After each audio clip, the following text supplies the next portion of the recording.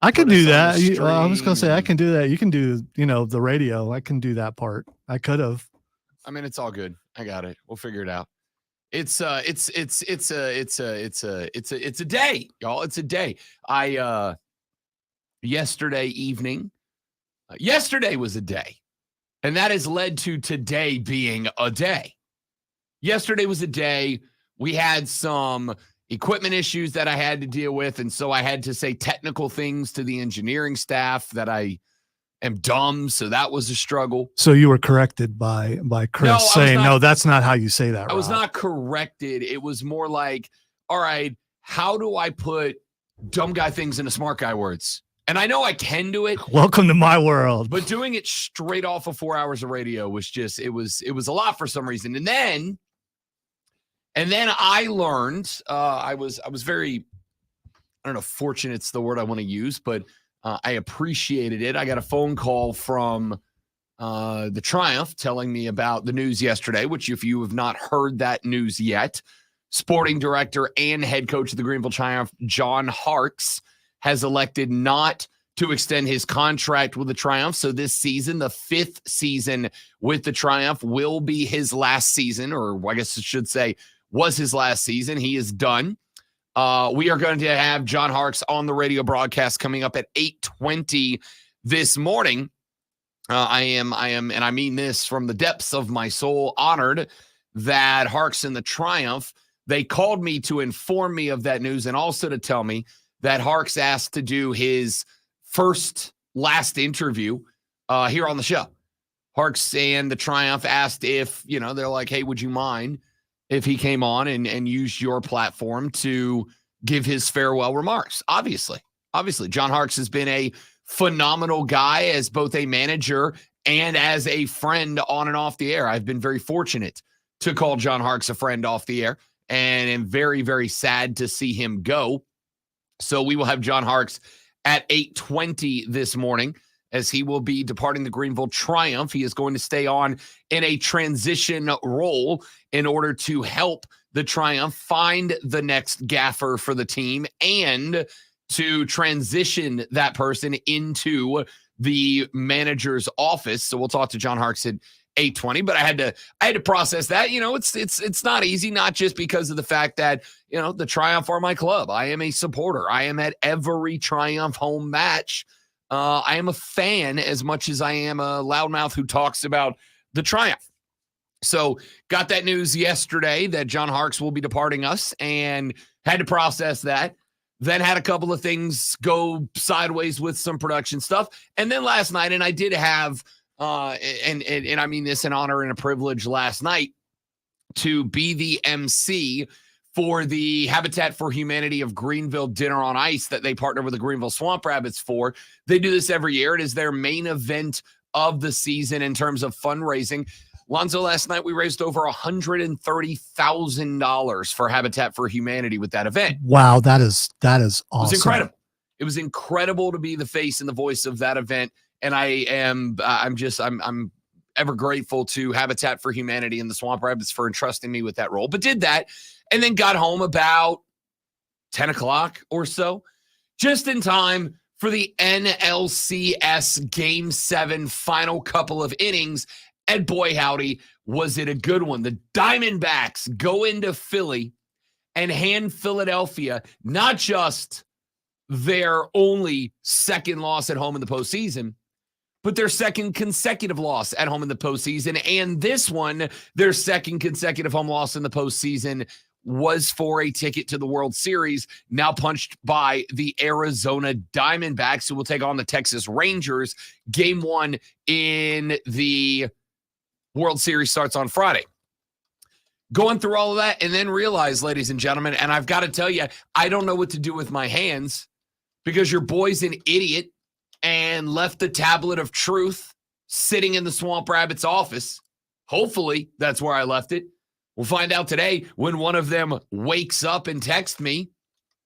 But left the tablet of truth sitting there, and I don't know what to do with my hands now, which if you have ADHD like me, see, the tablet of truth was good for two things. Number one, kept the show organized. because it was, it's where I take all my notes. Number one, kept the show organized. Number two, gave me something to do with my hands while I'm on the air. And Lonzo, so he's going to be back to dropping stuff. Oh, that's yeah. what he means. Yeah. Lonzo can tell you I'm very fidgety. I'm very fidgety. And now I have nothing to fidget with. I didn't even bring a pen into the office this morning. I do not know what to do right now. The ADHD is at about 118%, and I don't know what to do with myself, with my life. I'm going to hate myself for this, but the football's right over there. Good call. It's something. It's something to do. Ladies and gentlemen, we got a show lined up for you today. I want to start with, and listen, I know that many of you are not soccer fans. I know many more of you are not, you're not super big into the local sports, and that's fine. But I'm going to take a minute to talk about John Harkes and his departure from the Greenville Triumph. I got here in 2020.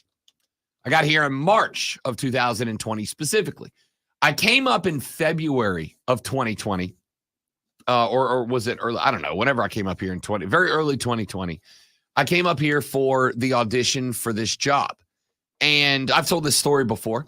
Checked into the Airbnb, which was on Stone Street, just outside of downtown. Wanted to stay near downtown so I could check out downtown while I was here and find out, it was as much an audition for me here on this job in the station as it was, do I want to uproot everything I've ever known and move to a place 7.5, 8 hours away from where I grew up for a job that basically I had 3 days to decide on the job if I wanted it, if it was offered to me.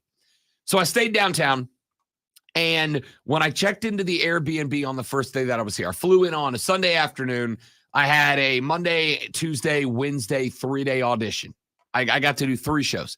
So I checked into the Airbnb, and when I did, the very first thing that I saw that I recognized was a Greenville Triumph magnet and schedule posted on the fridge in the Airbnb.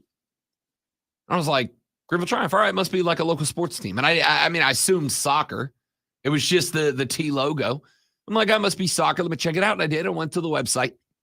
And when I got to the website, there was some news and notes, but the very first news article posted on there was about John Harkes. I was like, John Harkes?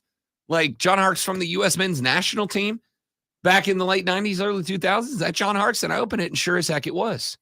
It was John Harkes, mid-90s, late 90s, early 2000s, U.S. men's national team legend. And I'm like, damn, he's the coach? That's pretty impressive. So I got the job, came back up here a month later. Everything I had in the back of a U-Haul showed up, threw it in an apartment, got the show rolling. And obviously this was pre-COVID. Not much pre-COVID, but this was pre-COVID by like 2 weeks. And I went and looked up the Greenville Triumph. Like I said, first thing I noticed when I got here. Let me check this team out.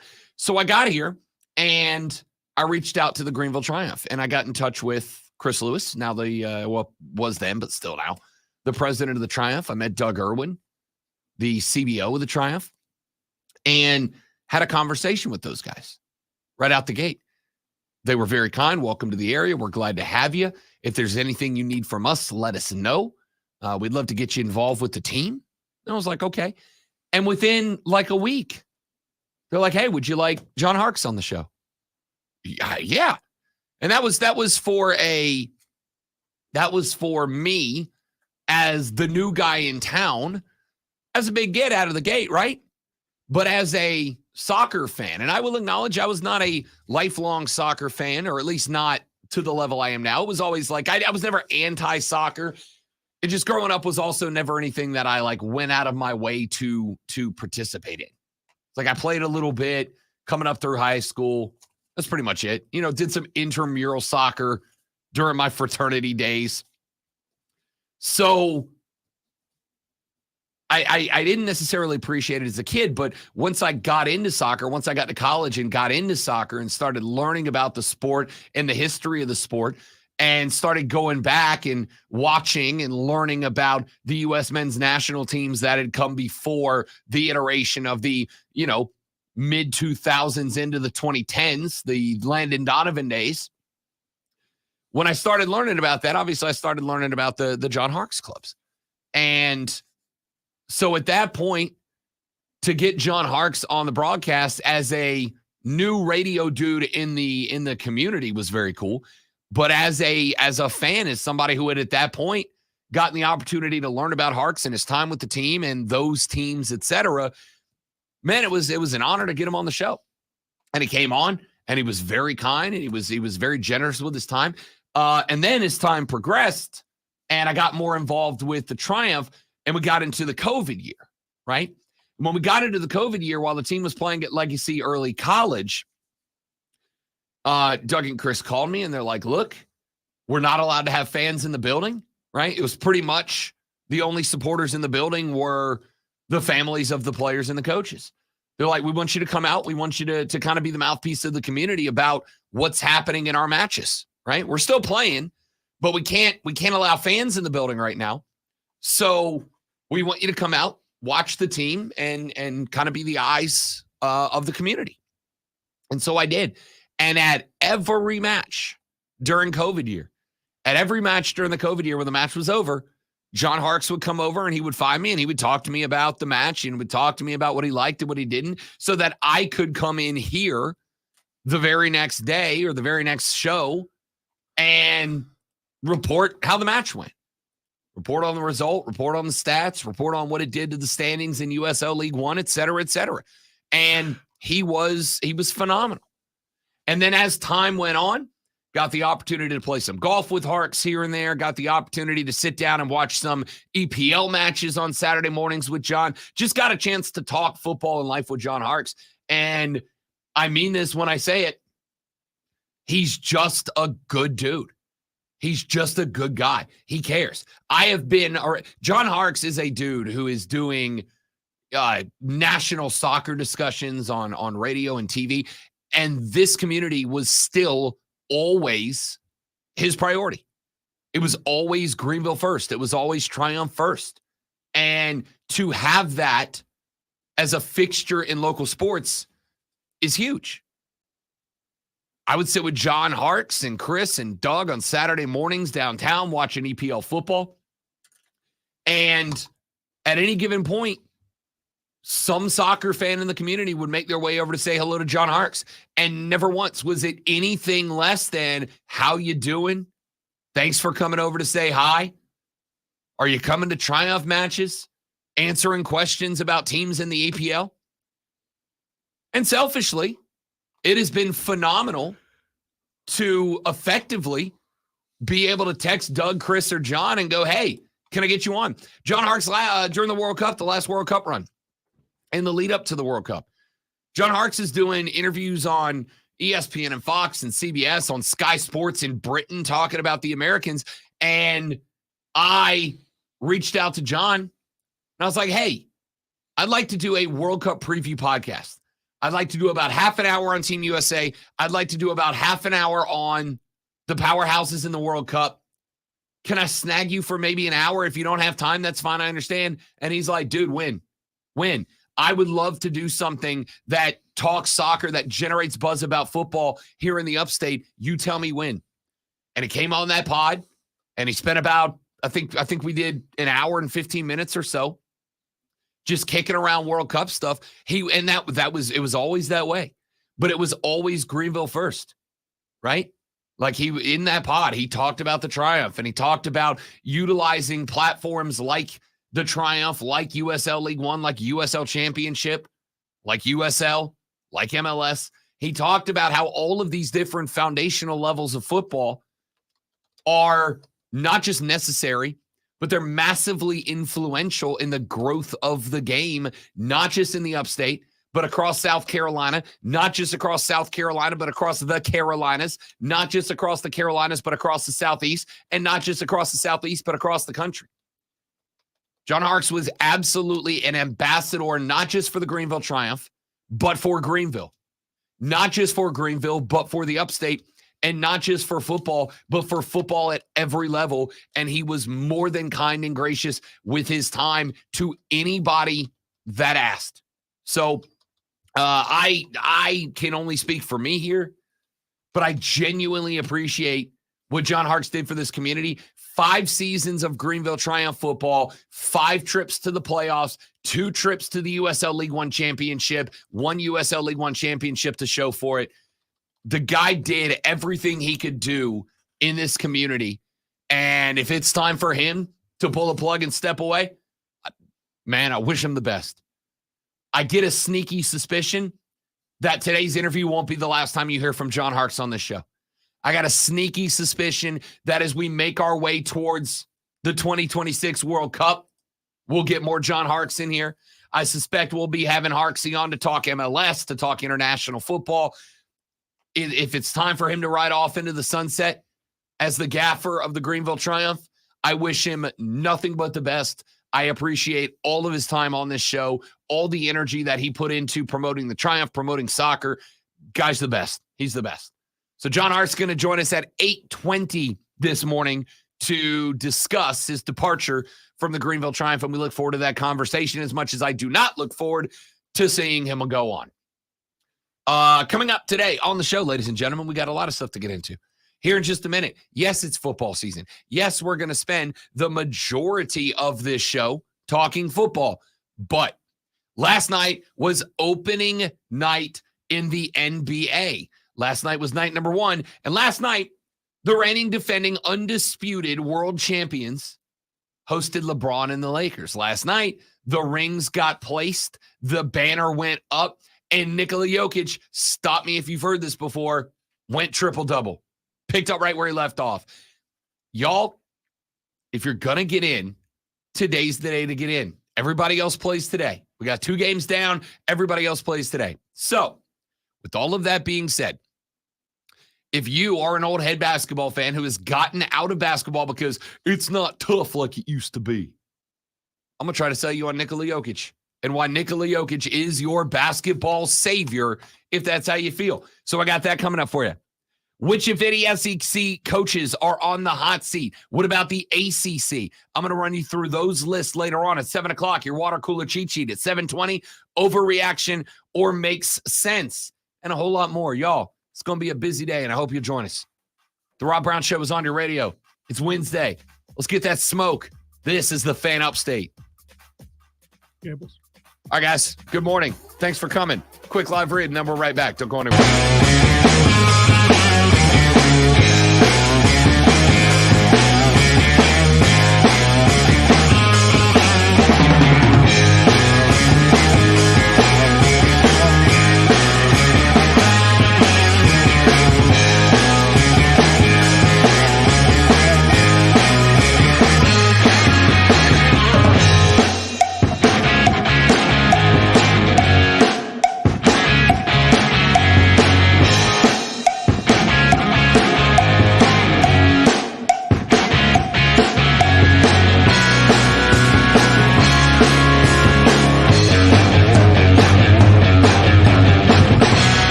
Right there on the campus at the Gables on Pelham, so you don't have to worry about getting rides across town or appointments being scheduled at inconvenient times. They have got you covered, friends. They also care about your mental health and your fulfillment in life. The Gables on Pelham, they have got an activities director that has a master's degree in social work who's been there for 7 years that puts together a calendar of around the calendar activities so that you can be involved and fulfilled in your day-to-day life. Check them out at thegablesonpelham.com, thegablesonpelham.com, or schedule a visit today by calling 864-286-6600, 864-286-6600. It is the Gables on Pelham. Oh, I forgot to loop the video, so you all got to hear the end of a live read. Ha! You're welcome. How's everybody? You having a good day? I got to tell you, the lack of tablet of truth is a problem for me right now. I'm having trouble getting to your tagging your Twitter account on something. It's like it doesn't show up. Really? I mean, yeah, but it could just be me because I mean, I see it over on the StreamYard. Yep. thing. Usually it pops up, but we'll just go with this and see if Courtney pops up, but not you. Yeah. Somebody did tell me the other day that if you type in the Rob Brown, it goes to her first. Yeah. Which is hilarious.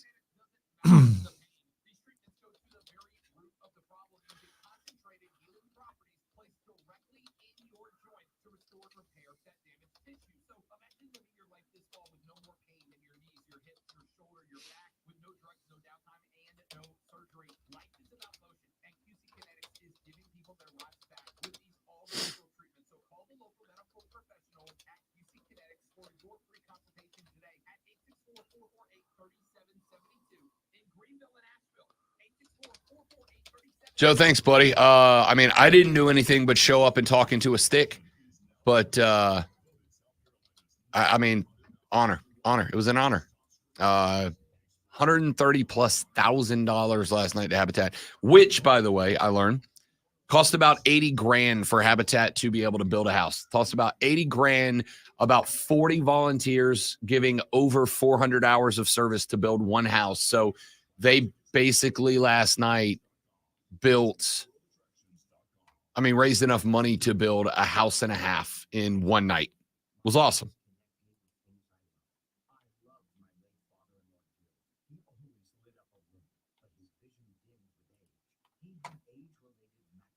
All right, so I tagged you in a post. See if it showed up.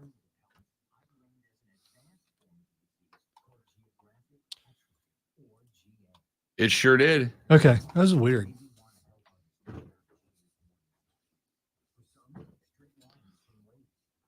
Feel free to try to slant it, to spin it, to do that thing that you do in your own, direction. No matter what you do, you're still wrong.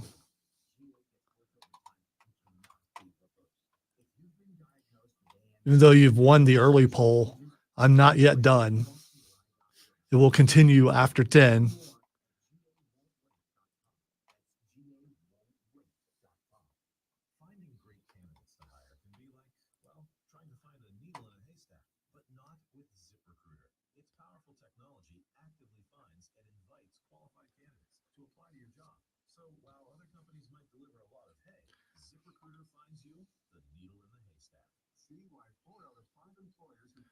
See, by putting out which side you're on, then people who don't like me are automatically going to say you're right.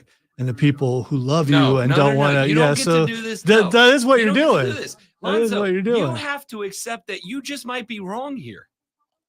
I just want to point out, I am wrong daily and sometimes hourly, sometimes wrong in multiple minutes.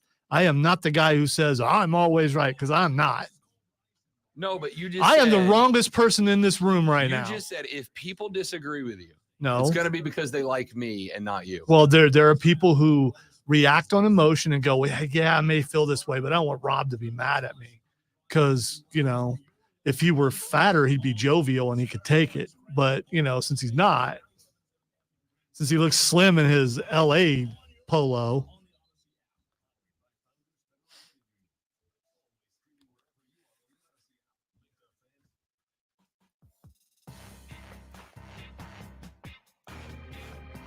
The Rob Brown Show is on your radio, ladies and gentlemen. It is the Fan Upstate. I am Rob, the great one, Lonzo. Very jovial today is Lonzo. I can be because I'm fat. Thank you. Also known as sturdy. Hey, I have a question for you, Clemson fans. I was reading through some comments of one Dabo Swinney. I was reading through some comments of Dabo Swinney that he made on his radio show the other day, and I found one of them particularly very interesting. So we have discussed at length this week the current state of Clemson football. 7-6 through the last 13, if you're keeping track. In the last one football season, which, of course, is half of last season and half of this season, plus a bowl game tossed in the middle, 7-6 through 13. which is any Clemson fan going to tell me that that's good enough, right? We talked about this with South Carolina. We do the same for the Tigers here. Is that good enough for you? Are you good with that? Are you good with what is effectively 500 or just over 500 football? And I'm going to suspect for a team that went to 6 consecutive playoffs and won a couple of natties in the process, I'm going to guess the answer's probably not. Probably not. So I went to read some of these comments, and here's one. Here's what I found. This was one of the opening comments from Dabo Sweeney's radio show. This one being towards the beginning. He said, quote, and I went to find the sound, but I couldn't get it, so I'm just going to read it to you. Dramatically. He said, quote, "We didn't all of a sudden get stupid. We're just getting going, honestly. We're not immune to a rough patch, if you will, and some tough breaks and all these different things. We got a really, really talented group. My advice would be, don't listen to that mess. Those are the same people who said we never win one. And certainly with me as the head coach, I wouldn't listen to any of that stuff. I don't read anything. I don't listen to that stuff. I would encourage you to do the same. Stay positive. You have every reason to listen to someone who has done it, as opposed to somebody who's sitting around talking about and telling you that we can't do it. We can do it. Hang in there. Enjoy the great times and hang in there through the tough times. And in the end, you're going to look back and you're going to go, you know what? This was a great journey and a great ride. That's the best advice I can give you. We've got really great people and a really talented roster. And if you listen to all the other stuff out there, you'll probably think we'll never win another game. But we didn't get here by being stupid. We'll be all right. I promise you. And I don't know if that helps or not, but I just say, hang in there and keep the faith. Feel me? For real. Do you feel him, sir? I do. Do you feel him, sir? Do you feel him, sir? We ain't stupid. I'm going to say it twice so everyone knows for sure that we ain't stupid. Do you feel him, sir? So, my best effort in moments like this is always not to have a knee-jerk reaction, right? I'll tell you why I don't have knee-jerk reactions. Yesterday on his show, and it's not a guy necessarily to talk about a lot, but he's kind of become a side character. Yesterday on the show, Mad Dog Russo. Wait. You're going to quote Mad Dog Russo? I'm not going to quote him. Okay. I am going to tell you a situation he put himself in. Okay. All right. Yesterday, Mad Dog Russo said, Lonzo, that if the Arizona Diamondbacks won 2 games in a row at Philadelphia, he would retire today. You think Mad Dog Russo's going to retire today? He's just going to up and walk away from his show because he said he would? No, because he's along the lines of Colin Cowherd and those guys. Yeah, right. He can't just walk away because contractually he has to stay. Right. Yeah, he's not just going to retire because he got a prediction wrong. But he had a knee-jerk reaction to the first of the 2 L's that the Snakes put on the Phillies. See, here's the thing. This stood out to me, and I'm not joking, him saying we're not stupid twice, which means that he's hearing all the noise about people saying it's the coaching is the problem. I find this interesting for the same reason you do. It's not just the quotes, but it's how they're put, how he said this. Now, I do have to give Dabo Sweeney the benefit of the doubt to some degree in that this is a call-in radio show, and he was responding to a caller. And as somebody who does this for a living, I can tell you, I don't script out the show in terms of here's what I'm going to say. If you look at our show rundown, it says time, topic, primary point. Because the goal is we get to the time, I give you the topic, I give you my primary point, and then I provide my supporting arguments for it. Now, we don't always stick to the formula, but that's the formula. It's called improvisation. That's what radio is. Right. Now, I might have some mean, bullet points down there. I'm going to have my data or information or the anecdote I'm going to lean on or whatever, but it's all right there. And Dabo Swinney didn't have any of that. Dabo Swinney was asked a question by a caller. And, I know there are people I interview, like Lonzo, when I've had this conversation, sometimes we'll put in an interview request and we get an email back from handlers that say, please give us the questions you want to ask. And I'm like, it's not how I do it.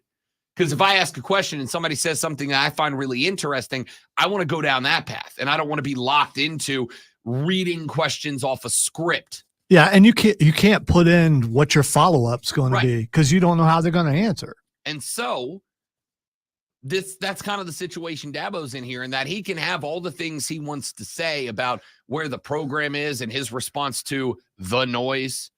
But you can't script how you're going to answer a caller, so you got to come off the cuff with that, right? And so I give him the benefit of the doubt. But what I just read to you was one answer from one guy. That's like 4 minutes of don't listen to people. Don't listen to people. Now, I understand the concept of don't listen to outsiders, right? Like yesterday, there is a guy who's been doing college football for a long time. He's a radio show host from down in Alabama. You probably know who I'm talking about, but I'm not going to say his name on the show because I don't want to. Who said that? Does he have big ears? He sure does. Who said that the Dabo dynasty is over. It's done. Book it. They're toast. The Clemson has lost the mojo. And I absolutely agree with Dabo. Don't listen to that. Okay? Don't listen to that. So you're saying absolutely without a doubt he's wrong. No.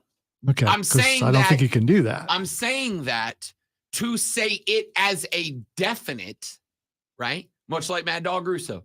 I will retire if Arizona loses another game. Or I'm moving to Canada if that guy becomes president. Right. I'm saying to say it as No, a you're definite not. is silly because this is sports. And none of us have a crystal ball. We speculate, we analyze, we run through data and information, we come up with thoughts and takes. But to say something as a definite, I caution people about that. The only place I say things as a definite is when I'm gambling because you don't have a choice, right? When I went in, and I did, at plus 160 3 days ago for the Arizona Diamondbacks to win the NLCS, cha-ching, that was a definite. I said the Arizona Diamondbacks are definitely going to win the NLCS, but it's also a gamble, which means I knew there was a very good chance they wouldn't, which is why I did say I'll put X amount of dollars on the line for Arizona to win this series and did not say, if Arizona doesn't win, I'm going to retire. I think saying something as a definite is a bad thing. And this is why I've been telling Clemson fans, don't look at the product you're getting right now.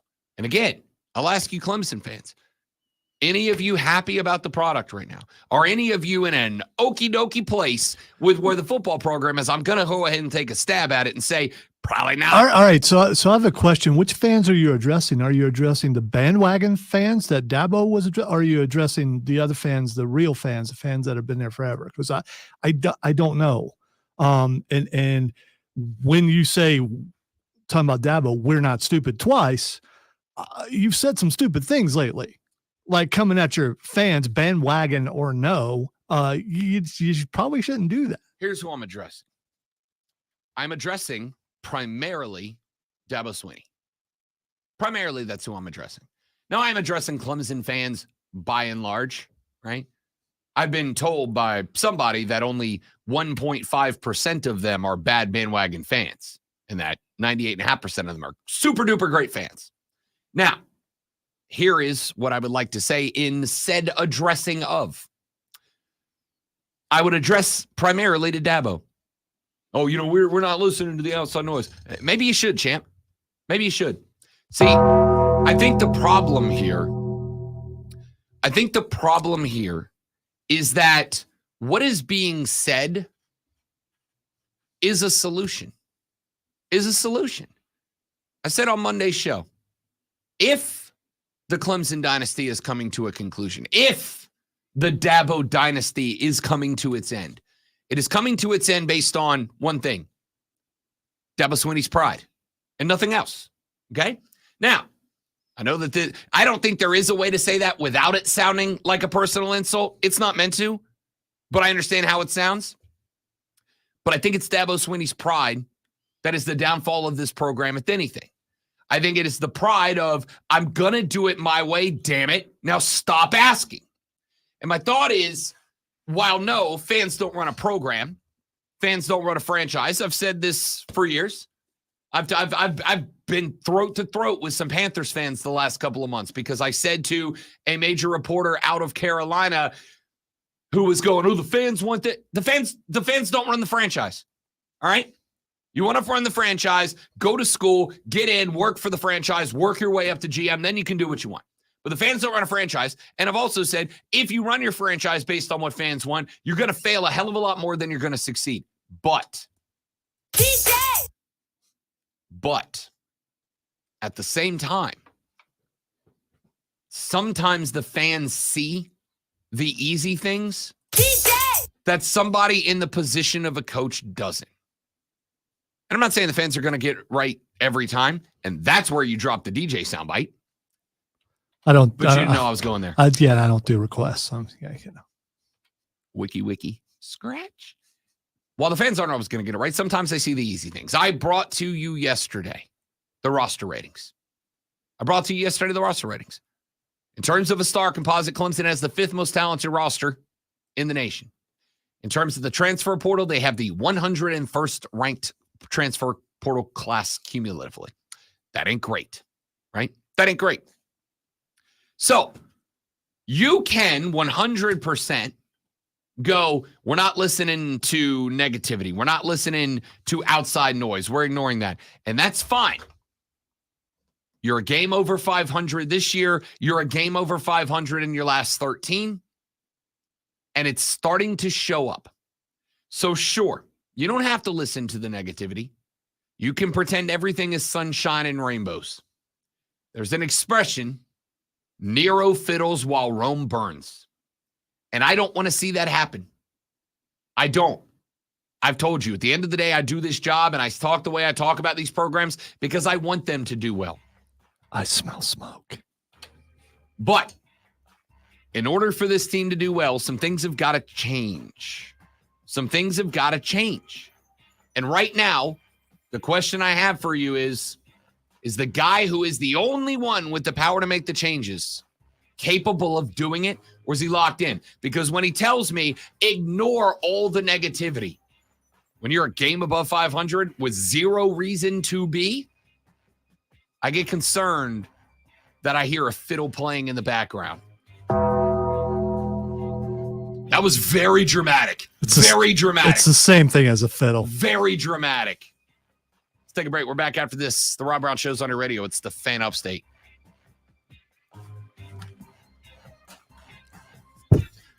We don't play no daggum fiddles here. Boom.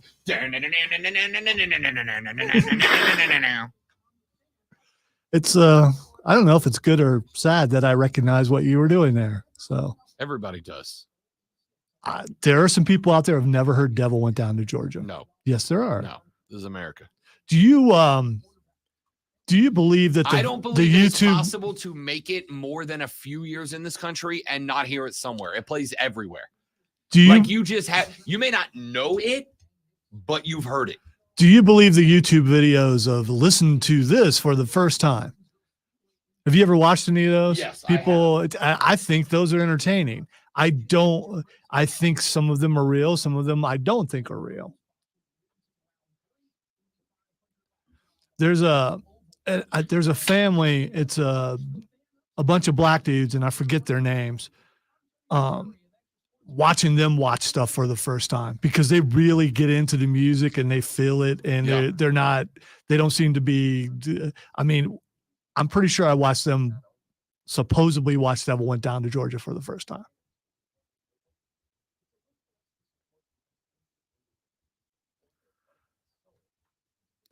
But I learned something last Friday when you weren't here. Cole Bryson has never seen Blazing Saddles. So here's the thing. if someone his age can never see can go through life and not see Blazing Saddles, someone could go through life and never heard Devil Went Down to Georgia. Gorgeous. Blazing Saddles is an 1.5 hour long movie. You don't just stumble upon it. If you walk around, I would be willing to bet that if you just walk downtown around Greenville at any given weekend, you're gonna come across the bar. Yeah, but we're in the South. I understand, but you get. Of course, I heard the song in the North, but still, I mean, there is a difference between you don't accidentally stumble upon an 1.5 hour Mel Brooks movie. You can just stumble upon a song. Like I said, it may not be something that jumps out and you go, "Oh, what is this?" and you are informed as the Devil Went Down to Georgia, but you have been somewhere that song has played. Everyone has been somewhere that song has played. If you are over the age of like 15, you've been somewhere that song has played.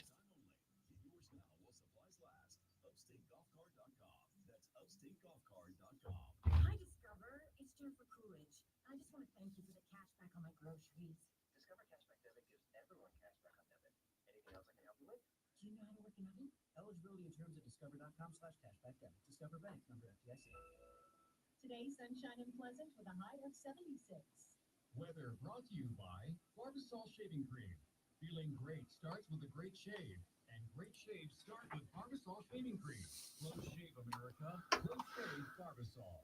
From the Ingles Market Studio, the band. State 97.7 FM Greenville, 97.1 FM Spartanburg.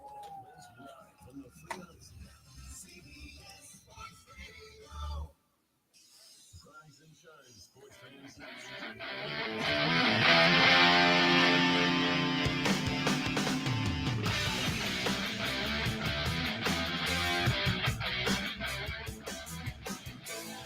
The Rob Brown Show rolls on. It is the Fan Upstate. I am Rob Brown, the great one Lonzo on the ones and twos today. Last night, NBA opening day. The Denver Nuggets, the Los Angeles Lakers. The Nuggets handed out their rings last night. They put the banners up into the rafters to celebrate their world championship last night. And then they played basketball. And then they went out and had a Western Conference showdown, and then the Nuggets won, picking up right where they left off, improving to 1-0 on the season. Their 119-107 win over the Lakers was a good one, but it is not just the Nuggets that I want to talk about, though I do want to talk about them because not one, not two, but three different players up over 20 points.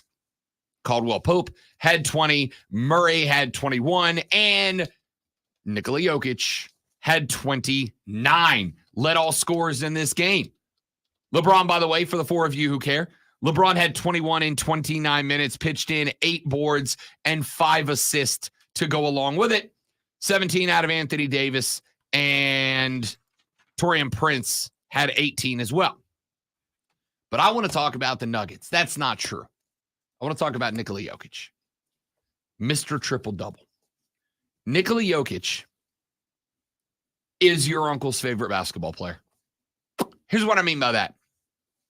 I don't know about y'all. Basketball runs big in my family. I'm 6'3.5", Lonzo. I'm the shortest guy in my family, right? My brother goes 6'4". That would explain some of your anger issues. Yeah, a little bit. It's Napoleon complex at 6'3". Obviously. Little brother goes 6'4". He's got me by 1/2 inch. He lets me know all the time. My uncles growing up went 6'9", 6'7", 6'5". My dad was the shortest of the brothers at 6'4". He was 6'4.5", 6'5", somewhere in that range. Wow, you're a runt. I am the runt. Wow. I am 6'3", 250, and I am the smallest guy in my family. All right? So. Are you saying everybody else is jovial? So I go every year, at least when I can, down to the family reunion. It's usually down in either Louisiana or the Florida Panhandle, depending on what branch of the family's hosting that year. Tell me there's a pickup basketball game. When we have a court near us, there absolutely okay, is. with all that height, how could there not be? I have to run the point. You understand how much that kills me? How are your handles? Anyway, so not great. I was a big man. Not anymore. So anyway, we taught basketball. All right. My Uncle Mike played basketball. All my uncles, Jared, Jono, my dad, they all played basketball because they were all 6'5 plus. And we love basketball. As my mother will tell you, and hates to do so, because of my uncles, my first word was basketball. I tell people all the time, you ready for the biggest and most shameful admission that Rob Brown can make in the South? Basketball's my first love. Basketball's my favorite sport. That's what I grew up with because of my uncles. So every time we get together with my uncles, the conversation inevitably turns to me and the younger generation. I'm almost 9 years old in February. So I'm not young anymore, but I'm in the younger generation of my family. All my uncles are in their, 60s, right? So the conversation almost always ends up with the old school versus the new school. It's my uncles going, the last of the dying breed was Jordan, Pippen, Kukoc, Rodman, that 90s Bulls team. Everything after that is everything after that is That's who they are. It wasn't for show. It wasn't like, let's call everybody. Shut up! Don't worry, I fixed it. Which might be why I had it down. It's just okay. You can do it again if you want. And then it's me going, I understand that. It was a different age, and I get that. But if you don't think LeBron in his prime wouldn't have dominated 99% of the players in the 80s, you're a lunatic. Come on, Uncle Mike. Dominated. You're just old, Uncle Mike. Pretty much, right? So that's always and inevitably the conversation is, yes, new school basketball is not as CTE inspired as old school basketball. They palm Rob's face and move him out of the way because he's so short. Mike's got a steel plate in his forehead from where he cracked it open. Oh. You know what he likes to do with that? All the time. Come on. If you had you'd do the same thing probably. So Mike and Jared and John L., my uncles, they love to talk how the old school guys would just dominate today because they were just tougher. And I go, hey, if you think for a second LeBron and Steph wouldn't put up 190 on the 82 Lakers, I don't know what to tell you, right? I don't think they would. Well, LeBron might, but Steph wouldn't. Steph would take his binky and go home. He would get the chumps. Mess beat out of him. You can call my uncles and have that conversation. That's not what I'm trying to do. Yeah, they're my demographics. So. Here's what I'm trying to say here. If you are one of those people, if you're one of those guys, and this is not me poo-pooing your opinion. This is not me coming down on you because I understand. I don't agree, but I understand. If you are one of those guys, if you are in my uncle's group, if you're in their conversation demo, please watch Nikola Jokic. Please watch Nikola Jokic. And what I refer to now as your uncle's favorite basketball player. Now, I recognize that I am probably talking right now to more of my uncles than I am mine, right? The demo skews that way in this genre of radio. So if you're in that group, if you're in the group that goes, LeBron couldn't have played in the 80s, you're wrong, but please watch Nikola Jokic, all right? Because this dude is just old school basketball with the redonkulous athleticism of the new school genre, right?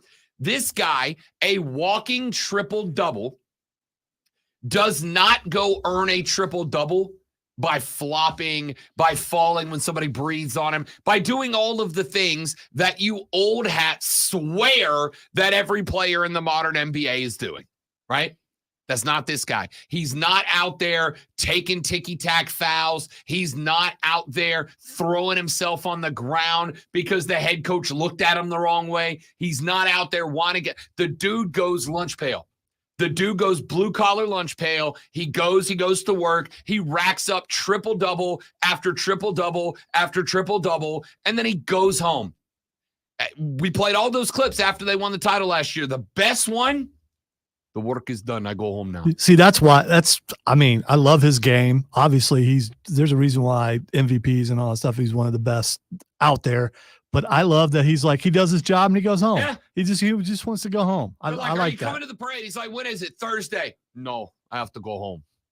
He's like, that's 2 days. You want me to not, like, 2 days? You want me to just wait for a parade? Nicola, the entire city of Denver is coming out to this parade. Yes, but it's 2 days. And I'm not going to wait for 2 days for parade. I go home. I have horses. Like, it's amazing, right? So if you're an old hat guy, if you're an old hat fan, if you are in the genre that genuinely believes that today's NBA is SAWFT soft, please check out Nikola Jokic. He went game 1, tough nose in the paint, between the blocks, triple-double.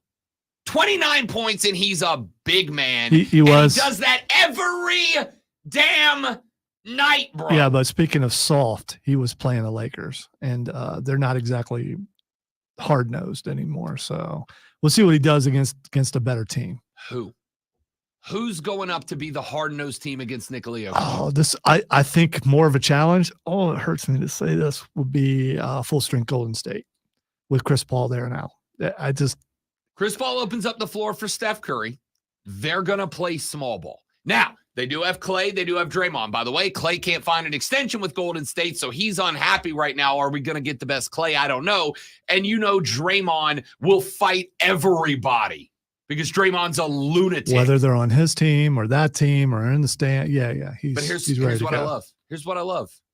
Nikola Jokic has that Eastern European mentality. Do you think Nikola Jokic is afraid of Draymond Green? No, because not only is Nikola Jokic, as Stone Cold would say, one tough S of a B, all right? Not only is he a tough dude, I said he's not a soft guy. He's hard-nosed. He's tough. He's gritty. He's intimidating. He will fight you. He wears joggers. He wears full jogging suits. He's got big old chains. He's a tough son of a... Yeah, exactly. By the way, I think I hate it, but I think we got to kill that. I think McAfee took that. I think that's a McAfee thing now. Yeah, well, I think yeah. McAfee owns that now. I don't use it very often, so I mean, we did it first, but I think it's a McAfee thing. I don't know that we did it first, but still. Listen, I don't think that you can go with the Lakers are soft. I'm fine with that. I'm not even going to disagree with you. I'm talking about as a roster right now. I mean, by the way, I think the Lakers are going to be good this year, and you know I love pooping on some Lakers. Yeah, but I think the Lakers are going to be good this year. I think they're going to be surprisingly good this year. But blah blah blah. Put that aside for a minute. I don't think it matters if it's Draymond or anybody else because Nikola Jokic, speaking of being tough, is mentally, this is what I'm saying. He's your uncle's favorite basketball player. He's got that old school mentality. You can love tap him in the junk when he's hitting another mid-range jumper and he's not going to freak out. He's not going to panic. He's not going to get ready to go. You're not going to he is unshakable. He is an iconic 1970s NBA player who can put up 29, 18, and 11 any night of the week. He's also beloved by his team. So if you go at him, you're getting the whole squad. Somebody else is coming at you so you don't have to. You're catching all the smoke. Personal foul. He was giving them the business. From everybody. From everybody. If you are an old hat basketball fan who is checked out of the NBA, just come back for Nikola Jokic. You know what else you should come back for? Hour number 2. You know what's going to come before that? Lonzo's about to wow you with the Rob Brown Show Sports Flash. As in, wow, how could that be any worse than what he's doing right now? The World Series is set as the Arizona Diamondbacks pulled off the massive upset over Philly in Game 7 last night. Corbin Carroll had 3 hits and 2 RBIs as the Snakes handed Ranger Suarez his first L of the postseason. Texas and Arizona opened the World Series Friday night. A long-awaited heavyweight title match in UFC. As I go, Peter Brady is off. Heavyweight champion John Jones, surprisingly, has reportedly torn a pec. Canceling a bout with Stipe Miocic, scheduled for November 11th. Jones will be out roughly 8 months. Surprise there. The NHL season wasn't started the way the Carolina Hurricanes wanted it to. The Canes took a 3-0 loss to Tampa last night, their third in a row and fourth in the last 5.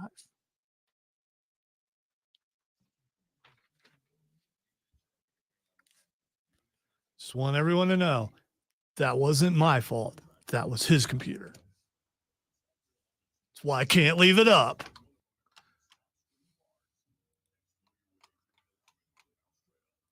It's sabotage. All right, that one was me. And Jesse, I just want to address. I want to address Jesse and Zach. Let me address Zach first. Zach, I was talking about physicality and talking about build. I don't think Steph's build. I don't think he can make it through. Is he tough enough to take some hits? Yeah. Is he a whiner who chews on a binky? Yes. But as far as straight up build, I think LeBron would have a better chance of surviving. Steph is going to get hurt physically. LeBron would make it through that. But again, if you chew on a binky, how strong can you be? And as far as Jesse goes, the accent is legitimate from living here half my life, and some of the meanest, most Southern accents and all that are Clemson fans. And I've had to work with some who are big time stars, but will treat you like crap. And so I have to go with it that way. And then there's also the fact that them good old Clemson fans that you talk about threatened to throw my baby daughter off the side of the stadium because I didn't stand up and forget how to spell Clemson. So, I mean, you know, there are many things that made me an enemy. And I will also tell you, Zach Adams, who's commenting on right there, is the most calm Clemson fan that I know. I'm not going to point out what his nickname is, though. Well, all right. So here's my thing, Tracy. I'm a Braves fan. I didn't bail out of baseball when the Braves lost. I did for like 2 days. Are you not going to watch the World Series because you're sore about the Phillies? And I don't say that negatively. Again, Braves fan, I'm very sore because of your Phillies. Are you not going to watch because of the Phillies or because you don't care about Texas and Arizona?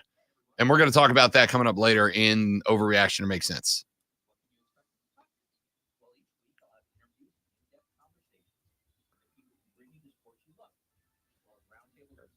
I said earlier in the show that none of us have a crystal ball. That a texter says, "You're wrong, Rob. Miami has a crystal ball." And that's a wonderful, wonderful text. Also, California psychics. I'm guessing that they probably have a crystal ball. I don't know. It's probably not how psychics work, but psychics don't work. They're all yeah. They're all frauds. They're shysters. They're connies. They're yeah. I'm at the point in my life they're out to make you a dime. If you give money to a fraud with the amount of overwhelming evidence out there, it's on you. You're a joke. Psychics are fake. Star signs are fake.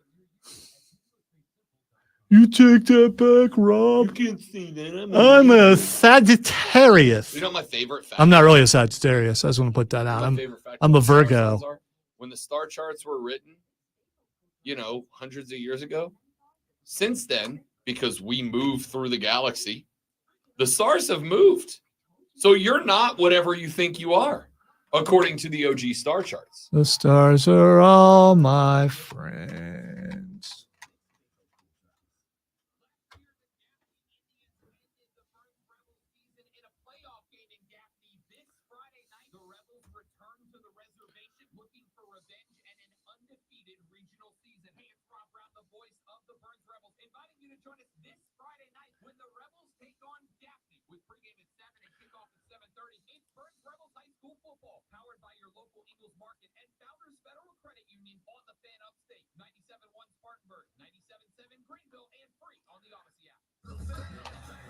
All right, I'm just going to throw this out there. Chuck Norris is trending, and I got worried for a second. And Chuck Norris is trending because he's Chuck Norris. From everything I could tell, that's the only reason why. Chuck Norris doesn't breathe. Oxygen hides in his lungs for protection. Yeah.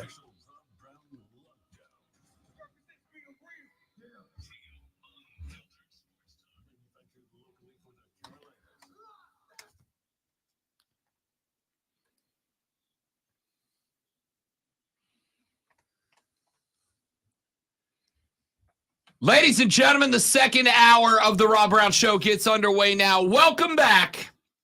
This is the Fan Upstate. I am Rob Brown, the great with Lonzo on the ones and twos today. If you would like to be a part of the radio program, now is not just a wonderful time, it's an excellent time for you to do just that, which you can do by giving us a buzz at 844-326-3663, 844-326-3663, or by sending us a text to the madworldattractions.com text line at 71307, 71307. Start that text with FAN, F-A-N, FAN, F-A-N. We'll read them on the air.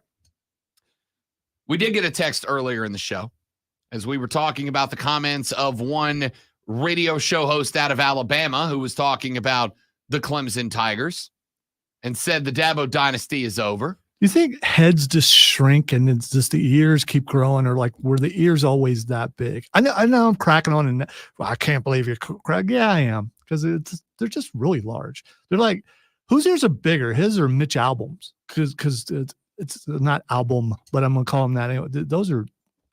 Like, go ahead. You know what? I have semantic arguments in my head.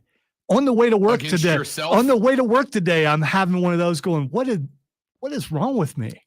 It's fair. So you never do that in your head? I argue with myself all the time. Okay, all right. Welcome to the world I feel better. welcome to the world of ADHD, buddy. It's just what happens.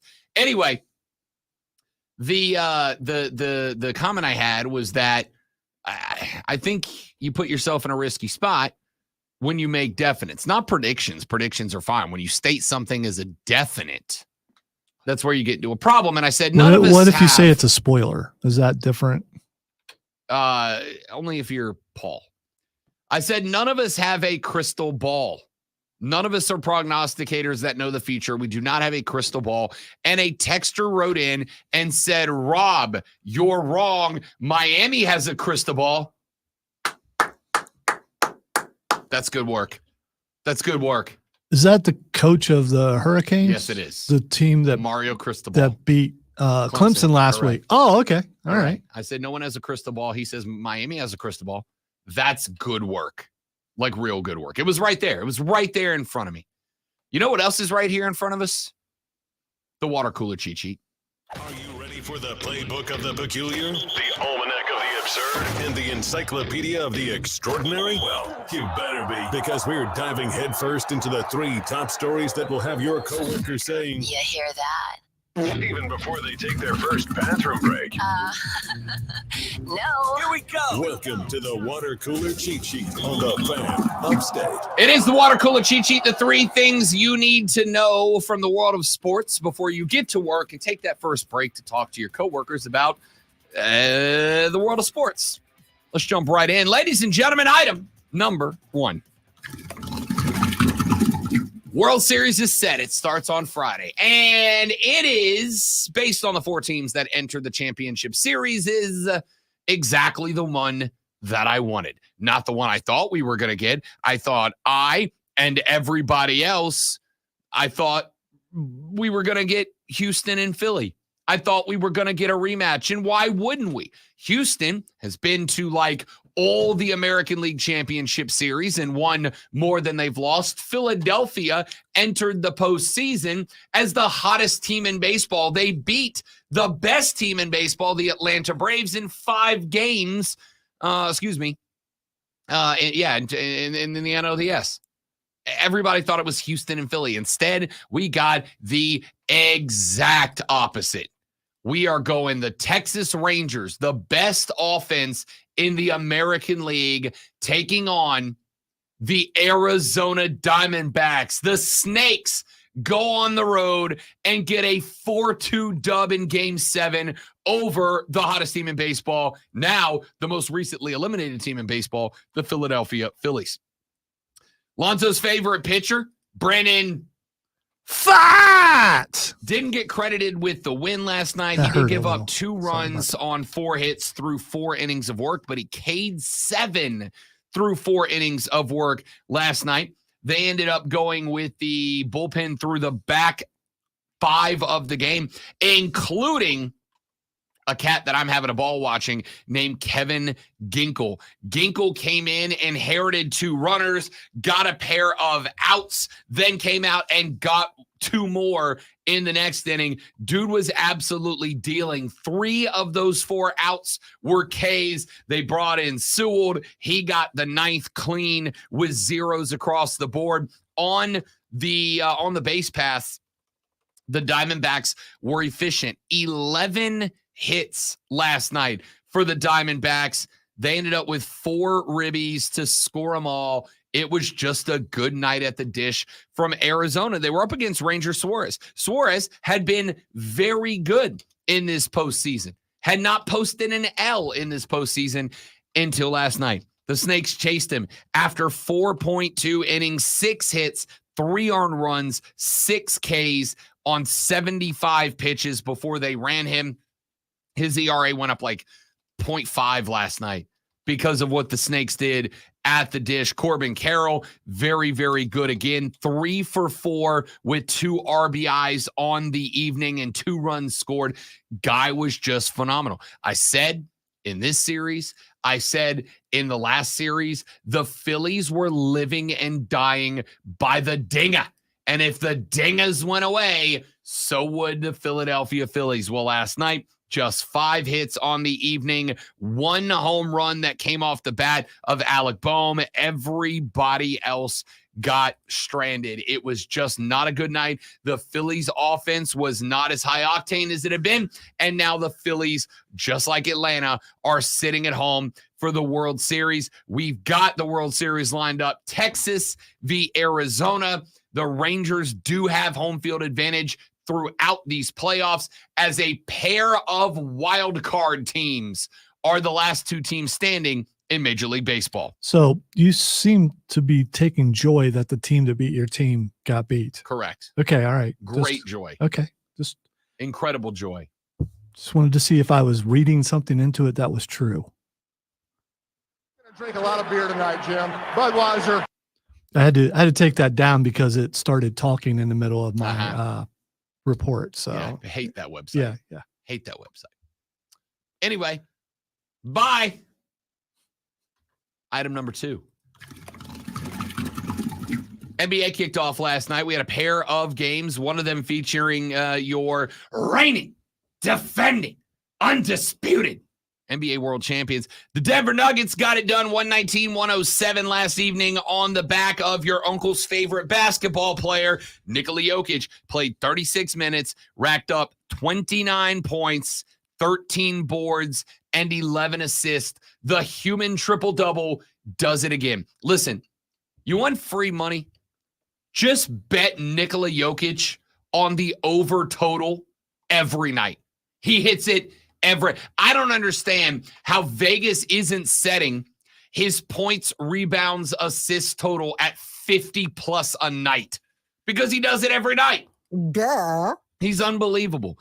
21 off the hands of Jamal Murray. Caldwell Pope pitched in 20 as well. LeBron on the far side of the court ended up with 21 points. He also contributed 8 boards, 5 assists, and a steal. Anthony Davis, 17 and 8 boards plus 4 assists.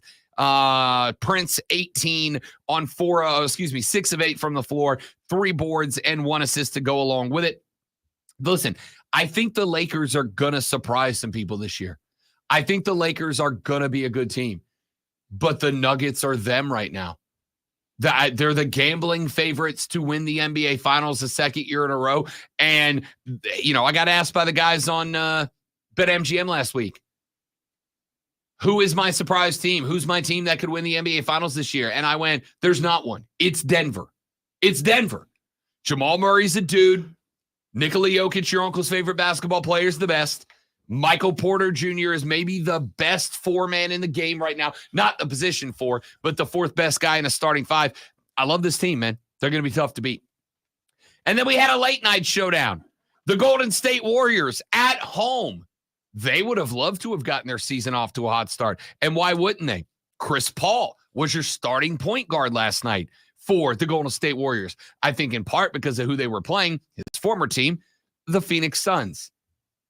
and the Suns called game. 108-104, Kevin Durant and the crew go into California and get the dub. But it wasn't KD who led the charge for Phoenix. It was my dog, Devin Booker. 32 points, 6 boards, 8 assists, and a steal. D-Book was, as I've been trying to tell you, a stud last night. Durant did have 18 points. He had 11 boards and 3 assists and a block to go along with it. He was the second highest scorer, but you got 17 out of Okogie. Nurkic had 14 as well. In fact, the most surprising thing is that, and it couldn't happen to a better guy, Grayson Allen sucks. 0 points on 0 of 6 from the floor, 0 of 5 from deep, none from the stripe, 4 boards, 2 assists, and a turnover. Grayson Allen sucks. Why does this keep happening? God, I hate this website, and I have to go to it. I just, Grayson Allen Sucks. may suck according to you, but doing as poorly as he did, he still makes a whole lot more money than either of us combined. Yeah. Multiplied by like 20 probably. You know what the difference is? You don't suck as a person too. That's the big difference. Thank you, Rob. You're welcome. You know what? Neither do you. Item number 3 on the water cooler cheat sheet. You know, if that's a bong rip, that guy's going to die. No, it was the last one. I Gotcha, usually cancel it, but it's the last one. I just let it go because I need a little extra. It's one thing when you and I, dear listener, it's one thing when you and I point out, hey, the officiating in that game stunk. It was bad. I didn't appreciate it. I didn't care for it. It's one thing when you and I, dear listener, come in here on a Monday and we go, yo, that NFL game kind of tainted, in my opinion. Well, there were 2 of them that I think we can say that about this weekend. Of course, one of them was the Miami-Philadelphia game on Sunday night. The other one was the Colts-Browns game that took place. You know, the game that didn't have Anthony Richardson in it. Well, you know who else thinks that game sucked and was tainted? You know who else believes that the Indianapolis Colts may have caught a little bit of a bad break? Your boy. Jim Irsay. Now, this is a big deal. Not because owner says my team got screwed by the referees. That's going to happen.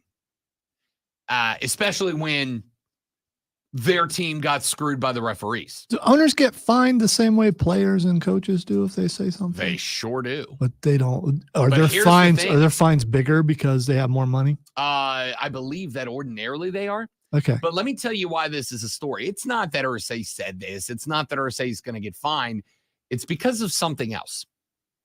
When an owner or a general manager has an issue with the officiating in any one individual game, specifically, they have a call or two within the game that they want to say, hey, I got a problem with what just happened here.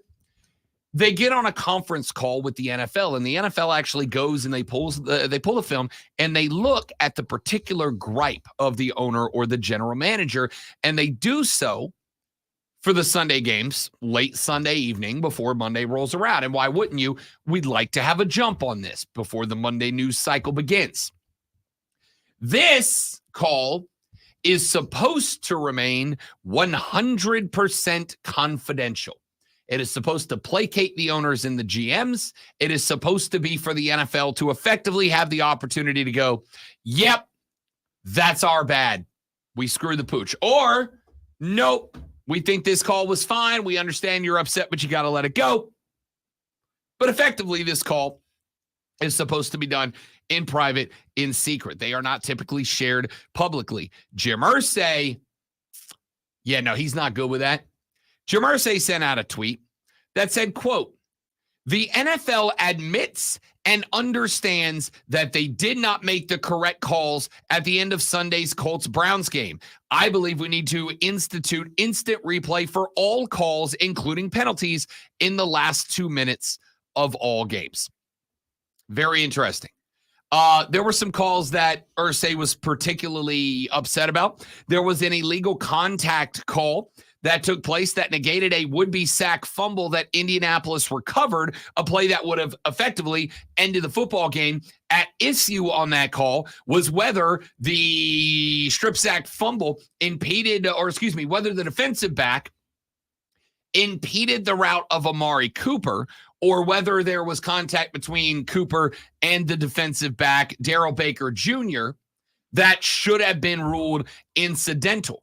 A pass interference call was called on Darrell Baker Jr. That pass interference call ended up giving Cleveland, who, by the way, should not have gotten the pass interference call because according to the rules, pass interference was not applicable in this situation. It should have given Indy the ball, and it would have ended the game. Instead, Cleveland ended up getting possession at the 1 yard line and would score the game-winning touchdown 4 plays later. All right, so they made pass interference reviewable, and that didn't work because they didn't want it to work. So if they do that in the last 2 minutes, which they're not going to do because it's going to add way too much time on the TV time, and it's they've made the game a certain length of time, it's going to make it longer, and they don't want to do that because they're not going to. Maybe they add revenue, but Hey, let me give you a hint. I can fix this. Can you? Yeah. Yeah, don't say robo-umps. No, I don't even need robo-umps for Okay, this. all I right. mean, I'll take them. All right, But right. I don't even need robo-umps for Well, this. It's real I simple. know Hang on, let me get Aaron this. Rodgers said yesterday I don't give a damn. that they should have full-time refs. First off, they should. Look at that. Me and Aaron, best buddies. See, you say certain names just automatically. Nope. Well, maybe. All right, so I'm going to fix this for you. I'm going to make this real simple. It's very simple. Sitting in New York City on a big flat screen TV with every available camera angle in the stadium are 16 dudes at any given moment. I One think for every game. think there's some women probably in there too. People.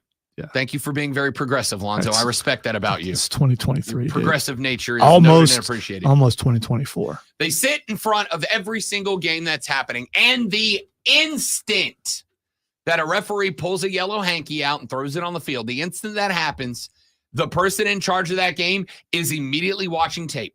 They are immediately watching tape. Before the play's even over, they are watching tape. And they have got a little red button on the desk that allows them to directly contact the umpire. It overrides all of his other communications devices, and they can go, "Hey, Jim, bad flag." And the white hat can go, "No penalty.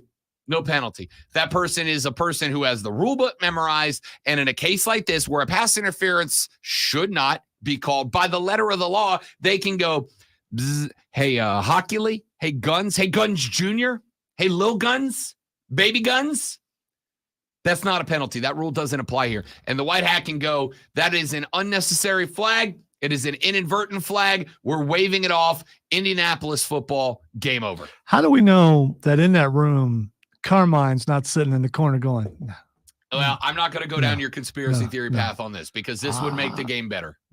Okay, all right. And I'm not going to All right. avoid making the game better because right. maybe the Sopranos are involved. Well, normally you would go this way because it has to do with gambling and possibly maybe someone could be swaying We can things a say that certain about way. anything. I can say that about You're referees. right. You're right. Let's do robo-umps because you can't influence a Thank robo-ump. you for taking the fun out of the morning. That's okay. I'm sorry about your iPad thing. My damn tablet back. I don't know what to do without it. So Jim Irsay is going to catch a lofty punishment from the NFL for going behind their back and putting out the results of their very private phone call. But really what is going to get in trouble for is for exposing the fact that the NFL went, "Yeah, we blew that," and it cost the Colts a dub. Ladies and gentlemen, when we come back, it is 7:20. It is time to play one of my favorite games. It is time to play Overreaction or Make Sense. Lonzo's going to give me a couple of hot takes from around the internet, and I'm going to tell you whether they are overreactions or make sense. That's kind of took the fun. That's next on the Rob Brown Show in the Fan Upstate. All right, guys, live read. Stay right there. We'll be right back. Don't go anywhere.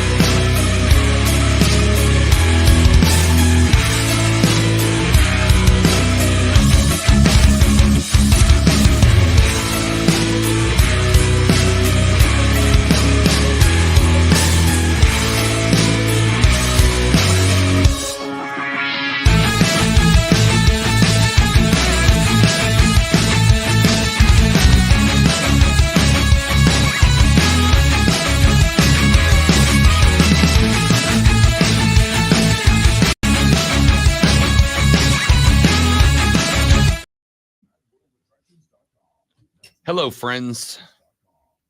Thanks for being here. And if you don't mind, hey, man, throw up a social media post. Help us grow the show. We get judged on how many people are clicking and watching. So jump on board, man. Tell your friends, get them in here. More people in the chat means more ridiculous situations.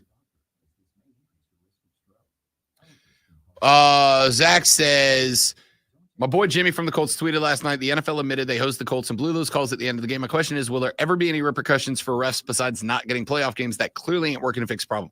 I've said for years, the best thing that Major League Baseball could do, and I think it will be tough for the NFL because the NCAA is not going to play ball with this, but the best thing that could ever happen would be promotion relegation for referees and umpires based on their performance, right?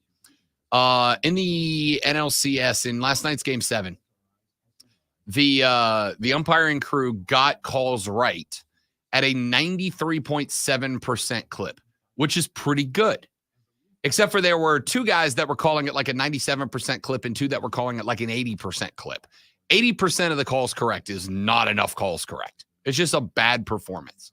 Those two guys should be sent down and replaced with two guys from the minor leagues who have a call rate of above 93%. League average is like 92. And the fact that we can judge the accuracy rate of umpires says that we have a system in place that knows how to get the calls right. Use it. With the NFL, you can't really do that because there's no minor league system. Unless the XFL USFL merger works, the NFL gets on board and decides to go in as a investor in the new XFUSF Rock L and utilize that as a minor league and send refs down to that to get better or get out.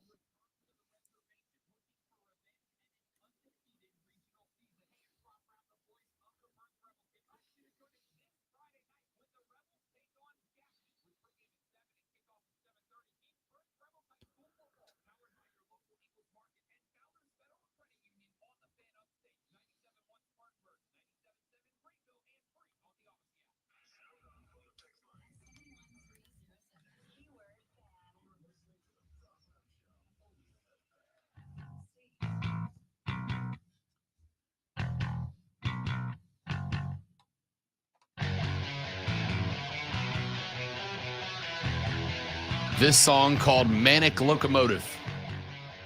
Ladies and gentlemen, welcome back to Rob Brown Shows on your radio. It is the Fan Upstate. I am Rob, the Great Melanzo's on the ones and twos. And at this time on Wednesdays, we like to play a little game we call Overreaction or Make Sense. I think you're overreacting.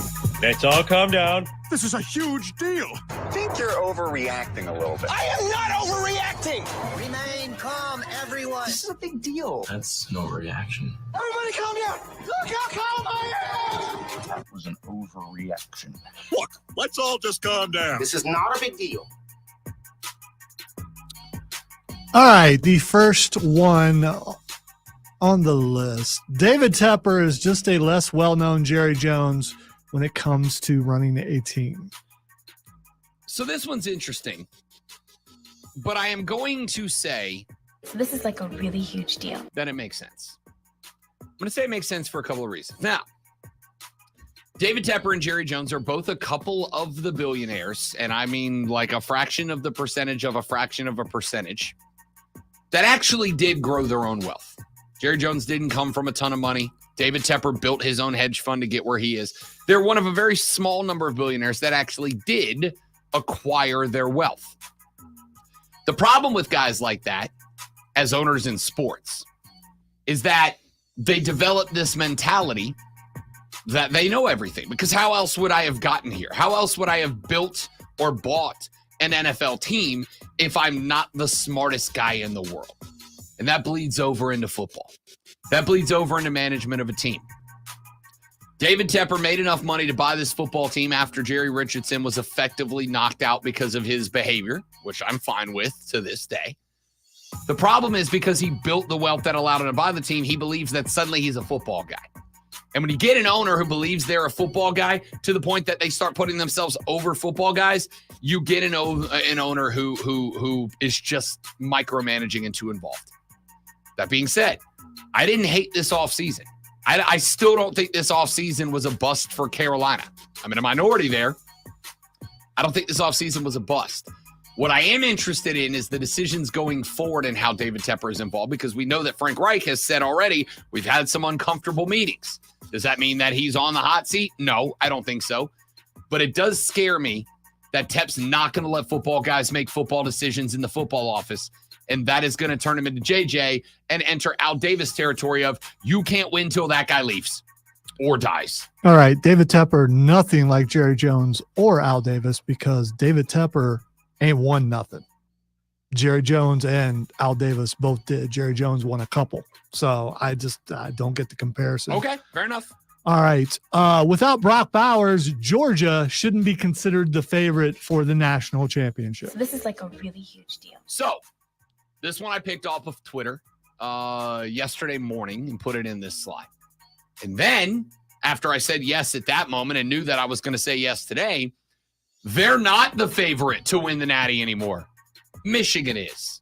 Now, we got the whole Michigan sign stealing scandal. We got very heavy into that in the last hour of yesterday's show. If you missed it, go to the website, grab the podcast of the final hour of yesterday's show, and you can hear us talk about that.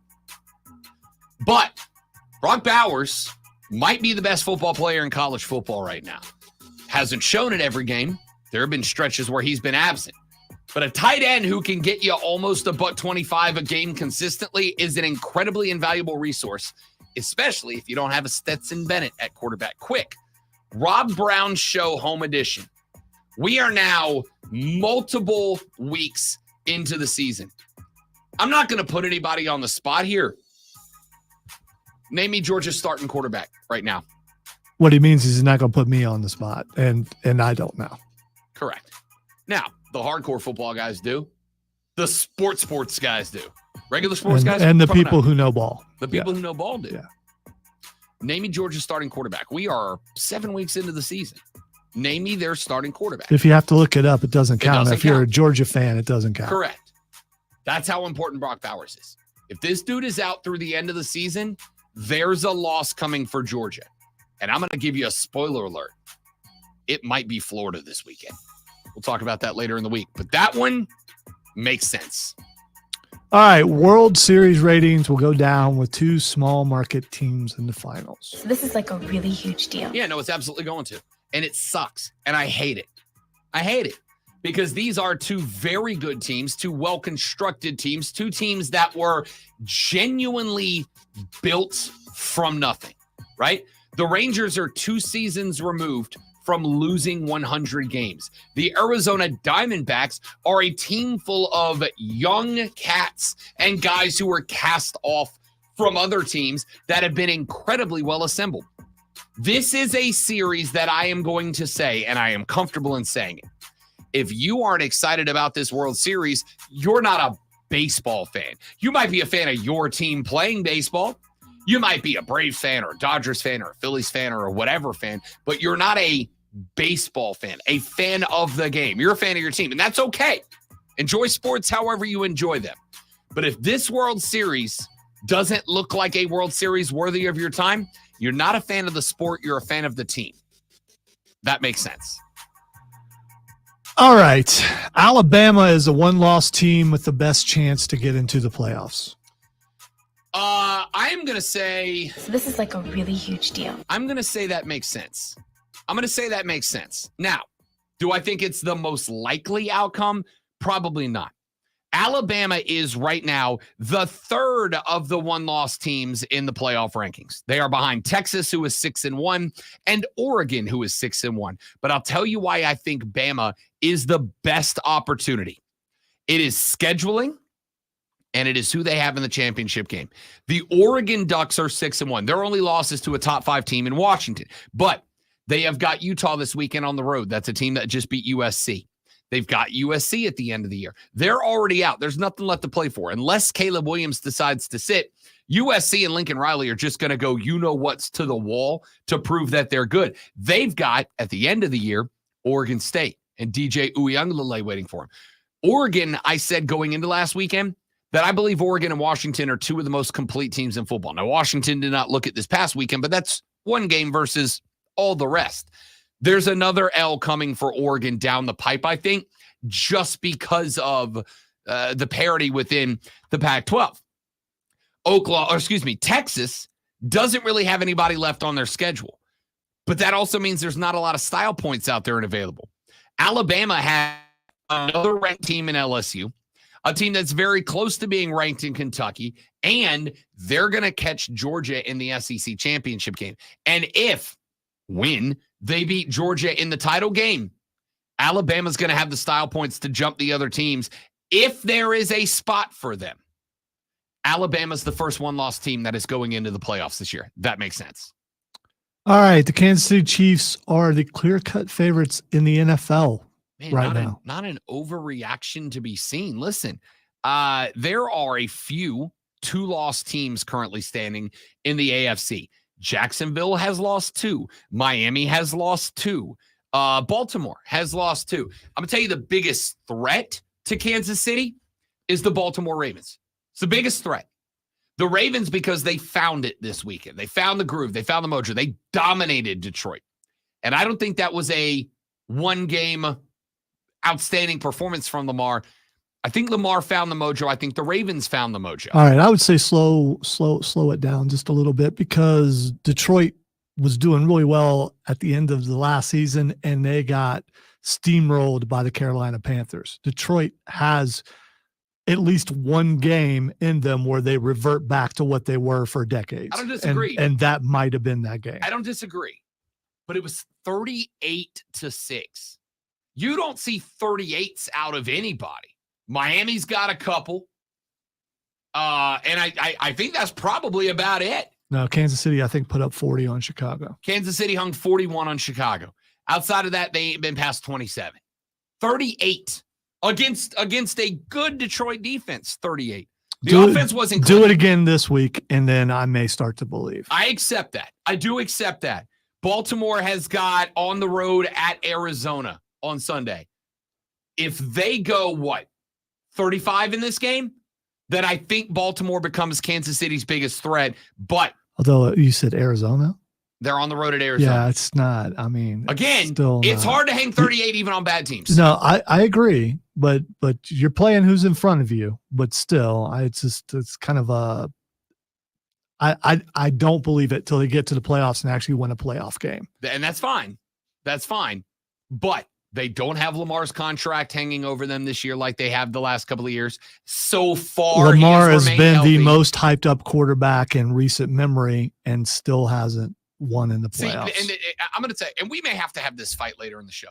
It's like the only thing that matters to you for a quarterback is a trophy. That's the only thing that justifies them as a good quarterback is, do they have a ring? I get that as winning. a Patrick Mahomes fan. Yeah. Well. If Patrick Mahomes had no rings, you would not feel that way. But he does, so you do. And I accept that. I don't think rings is the only thing that quantifies a quarterback as successful or not.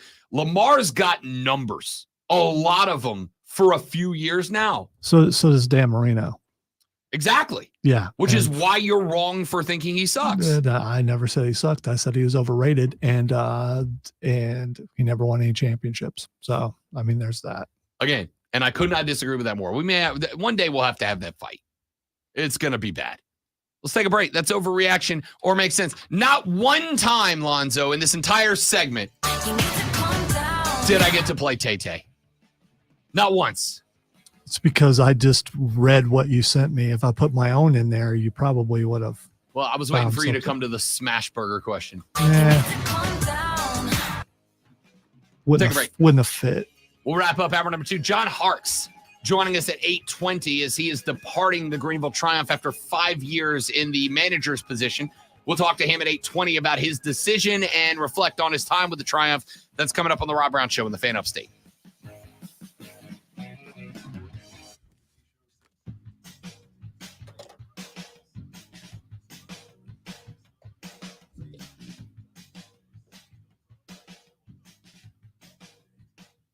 That's weird.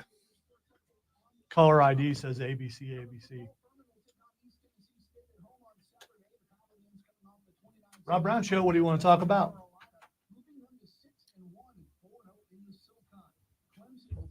Okay, which sports would you like to talk about? Okay, all right. What's your name?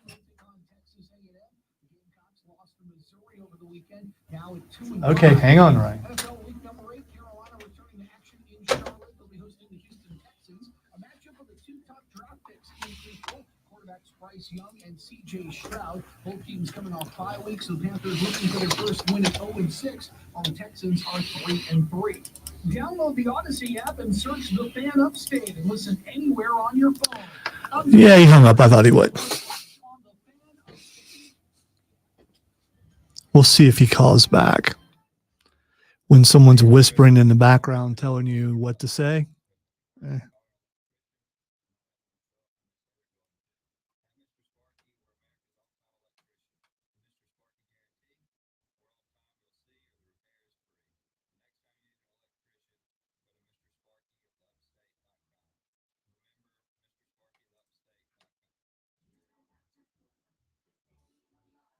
By the way, no fun for me for the rest of the show.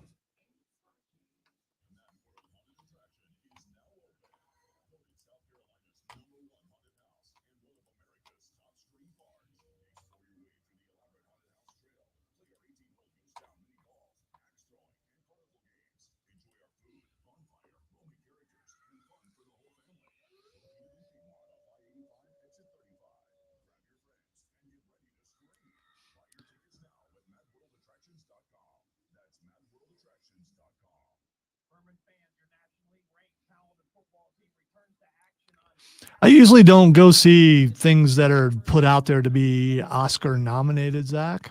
But I do have my wife's going to be out of town. I do have some free time. I've never actually went to see a movie by myself. Maybe I'll go check it out. I'll be interested to see how many people are actually in the theater watching it. Although I went to a couple what should be considered blockbuster movies, and it wasn't that crowded. But it is football season. I think that factors in and other things, especially on a Friday night.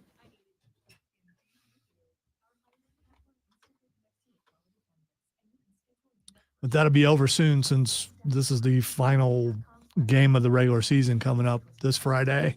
And then after playoffs, we'll see if people go back to the movies on Friday nights. No caller? It's not showing up on my... Yeah, he hung up, okay. Which, I figured he would. He said, I want to talk about sports. Yes. Amazing. Wrapping up our numero dos of the Rob Brown Show. Rob and Lonzo, with you, the Weenus and Pitch Show rolls on.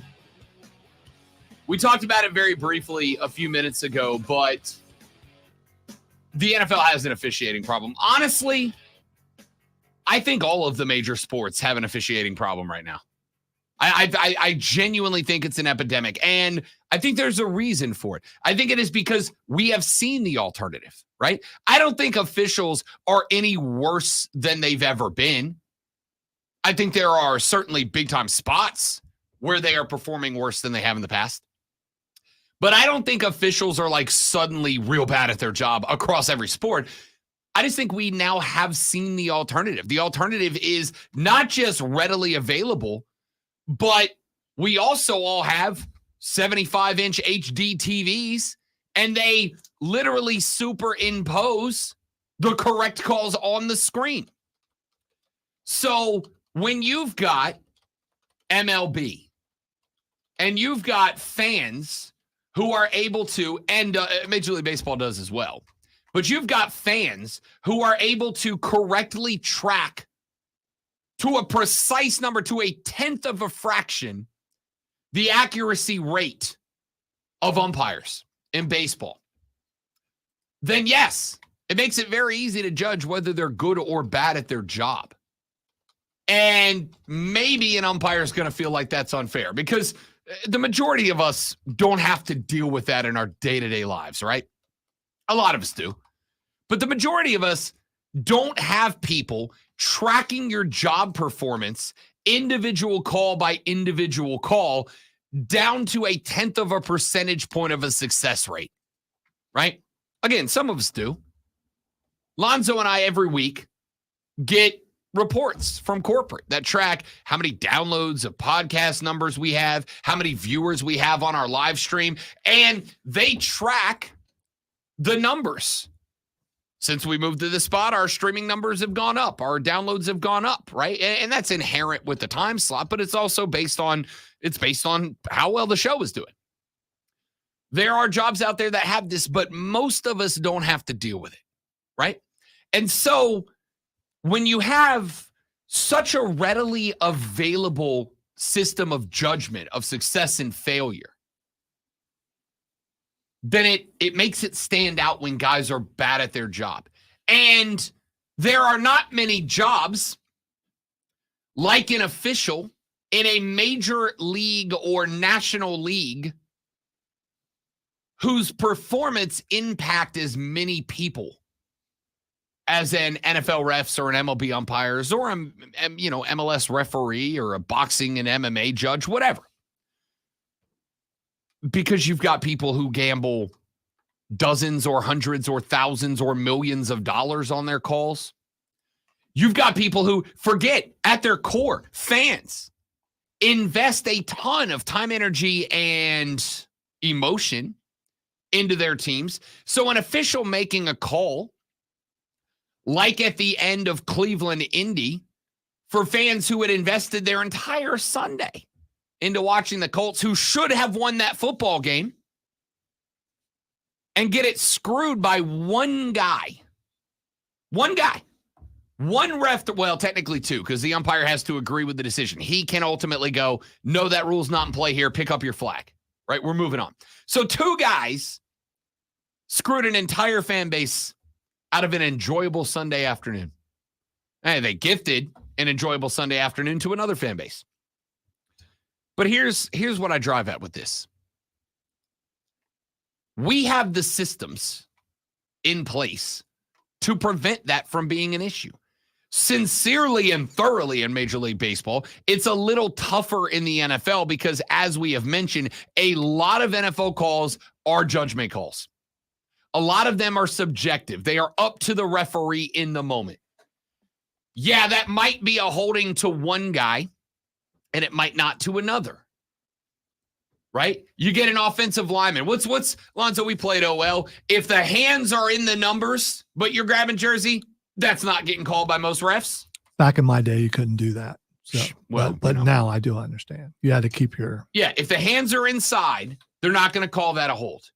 But the question is, define inside for me. Is that inside the numbers? Is that touching the numbers?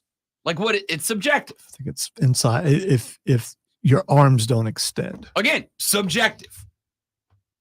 There's 15 different ways that I could say, all right, is that a hold? And 15 different guys could have 15 different opinions on the matter, right? A lot of it is very subjective. And that's a problem because it's tough for that. But I absolutely do think that there are a lot of times that calls are handled incorrectly that could be very easily fixed. It drives me bananas that we know that there are systems in place by the leagues themselves to track the performance of the officials, and we don't use them in games. What do we use them for? Let's be real, social media entertainment. That's what that's for. Every time that Angel Hernandez blows another call in Major League Baseball, 1 million people get onto Twitter to roast the guy, yet he keeps getting jobs. Now, I understand that there's a whole nother world, and that is the umpires union in Major League Baseball, the officials union in the National Football League. And these unions, and I understand why, these unions go out there and they protect the worst. Why do they protect the worst? Because it gives them more ammo to protect the best who come under fire for one issue. Because if you don't defend Angel Hernandez when he blows calls, and he does, like a lot, if you don't protect Angel Hernandez, then when the best umpire in Major League Baseball, whose name you don't know, because, and I need this to go out to every official across the land, we should know your name. We don't want to know your name. Your name should never be brought up. That's not true. Your name should be brought up one time at the beginning of the game when Joe Buck says today's crew is umpire Joe Smith, back judge John Arthur, line judge Betty Flowers, whatever, right? That should be it. After that, we should never hear your name again unless Buck goes, let's go down to Joe Smith for the call. Holding. Oh, no, wait. I got it. We should know your name if you say something incredible like personal foul. He was giving them the business. Or I'm talking to America here. Then you get your name said. But even still, as funny as that is from Ron Cherry, as funny as that is, we still shouldn't know your name because you're making yourself the center of attention, and you shouldn't be. No one has ever bought a ticket, with the exception of their families. No one has ever bought a ticket to see a referee. It's never happened. It's never going to happen. More people buy tickets to see the band and cheerleaders than the referees. We should not know your name, ever. And the frustrating part is that the systems are in play to limit these things. The systems are right there. In Major League Baseball, we literally have, I got to learn about this because the Greenville Drive have it in play. Okay? They have got multiple cameras from multiple angles that point at home plate. And so on any given play, minor league baseball teams can show you a 3D construction of where the ball crossed the dish in real time. They can show you on a computer model, this is down to the millimeter where the ball crossed the dish. That's a minor league team, not Major League Baseball. Not a multi-million, maybe billion-dollar sport league. And they've got it. So why are we letting this continue to happen? Last night, Game 7 of the NLCS, umpires had a correct call rate of 93%. It was like 93.2% or something like that. The league average is 92% on the season. The fun thing is that number would actually be closer to like 95%, but you've got the Angel Hernandez of the world out there that bring it down a full point or two by themselves. So in a world where we can gauge that umpires were correct at a 92% clip or 93% clip or 90% clip, or in Angel Hernandez's case, a 1% clip, in a world where we can gauge that, why do we not just use that? Why not?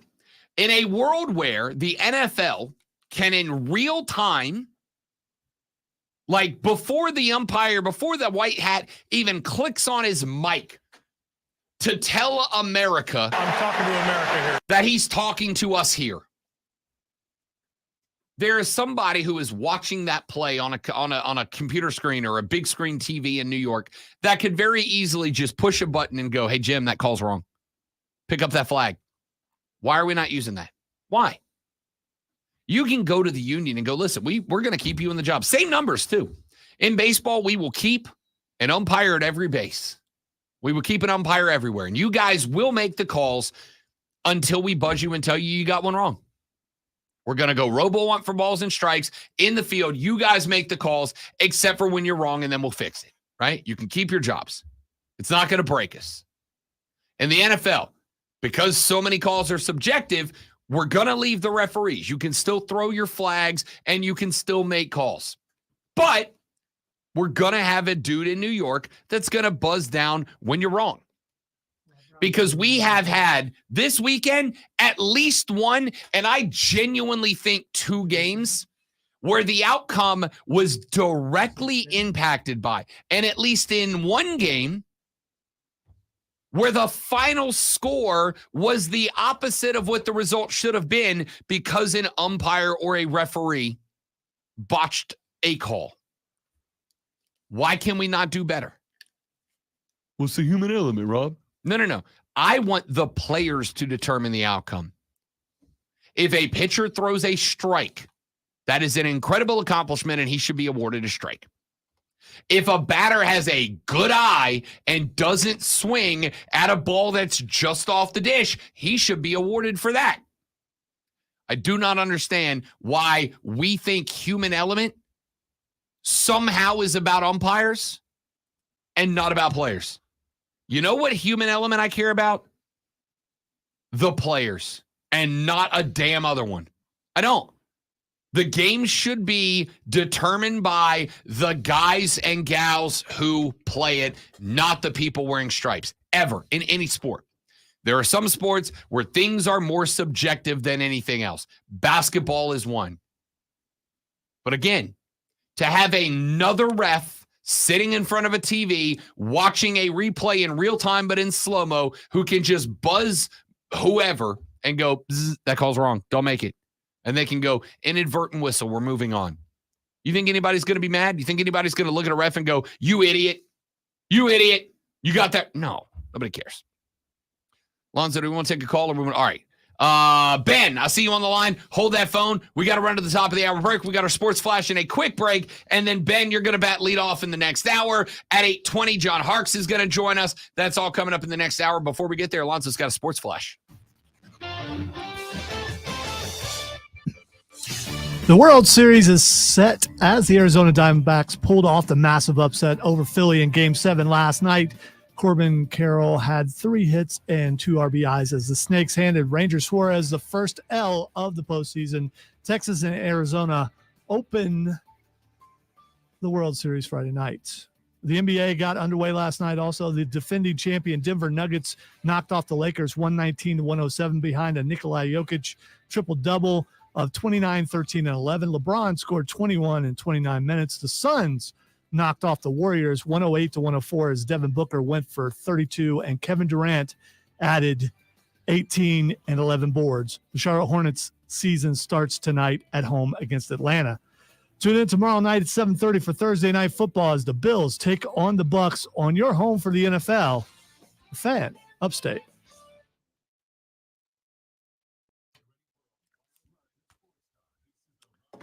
All right, I believe we are being pranked.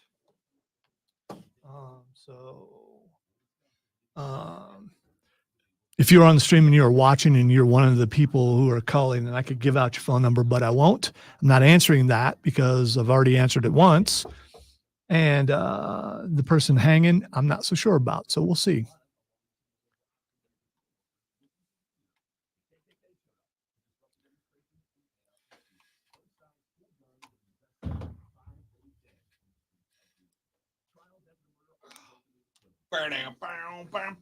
Wow.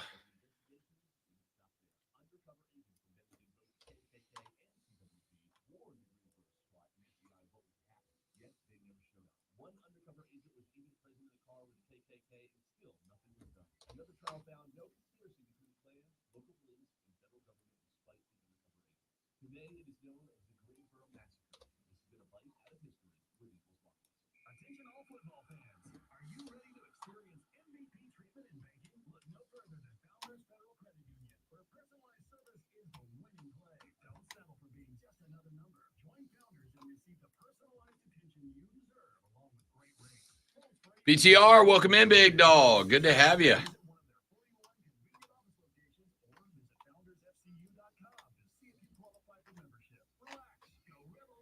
The Arizona Diamondbacks just tweeted at Mad Dog Russo, when should we block our calendar for your retirement celebration?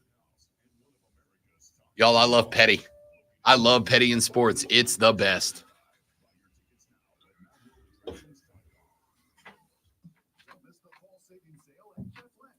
Huge savings store-wide and 0% interest until November 2025.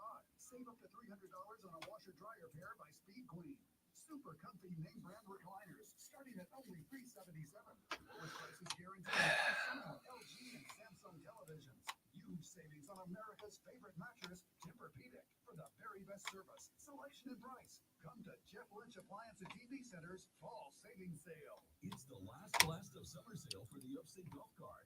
For a limited time, grab yours for just $40 and get access to 9 premier courses in the Upstate. Tee it up at Carolina Springs, the Preserve at Verde, the Club at Brookstone, the Rock, Greer Golf, Linso Triad, Rolling Green, Pebble Creek, and more. Grab Grab your foursome and hit the course with the Upstate Golf Card. Order yours today at upstategolfcard.com. $40 for a limited time only. Yours now while You know, I don't do well at compliments, Steven. I'm going to mess up the next one. It's all going to be your fault.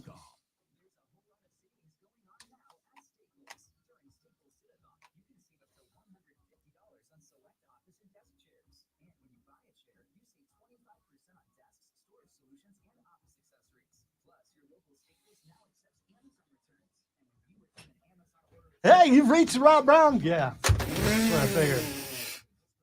Call again, buddy. What are they saying? Is that I want to talk about sports guy? Yeah, it's I believe a teen, a tweenie, or something, and in the background, the person's going, "Say this," but they're whispering really loud. I could be wrong about the caller waiting, but we'll see.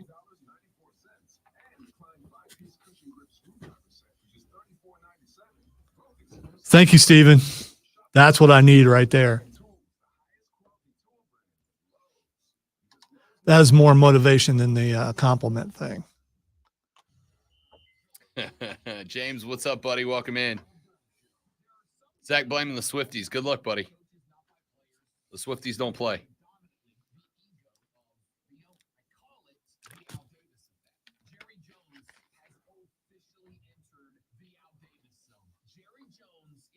You know who else don't play? I don't play when call screening comes into play because I've done it for a really long time and have to deal with cursing old ladies. So, you know, ain't nothing like being cursed out by someone who you believe could be your grandma.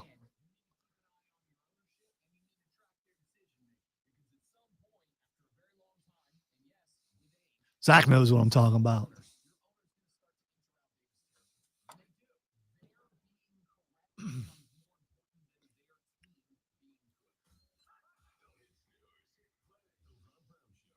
All right, this could be Bonnie and not Ben, but I'm going with Ben because I said Ben and they said yes. Okay. So, Is it a dude? but Bonnie is the name that was on the screen because we have caller ID. There they are. They're back.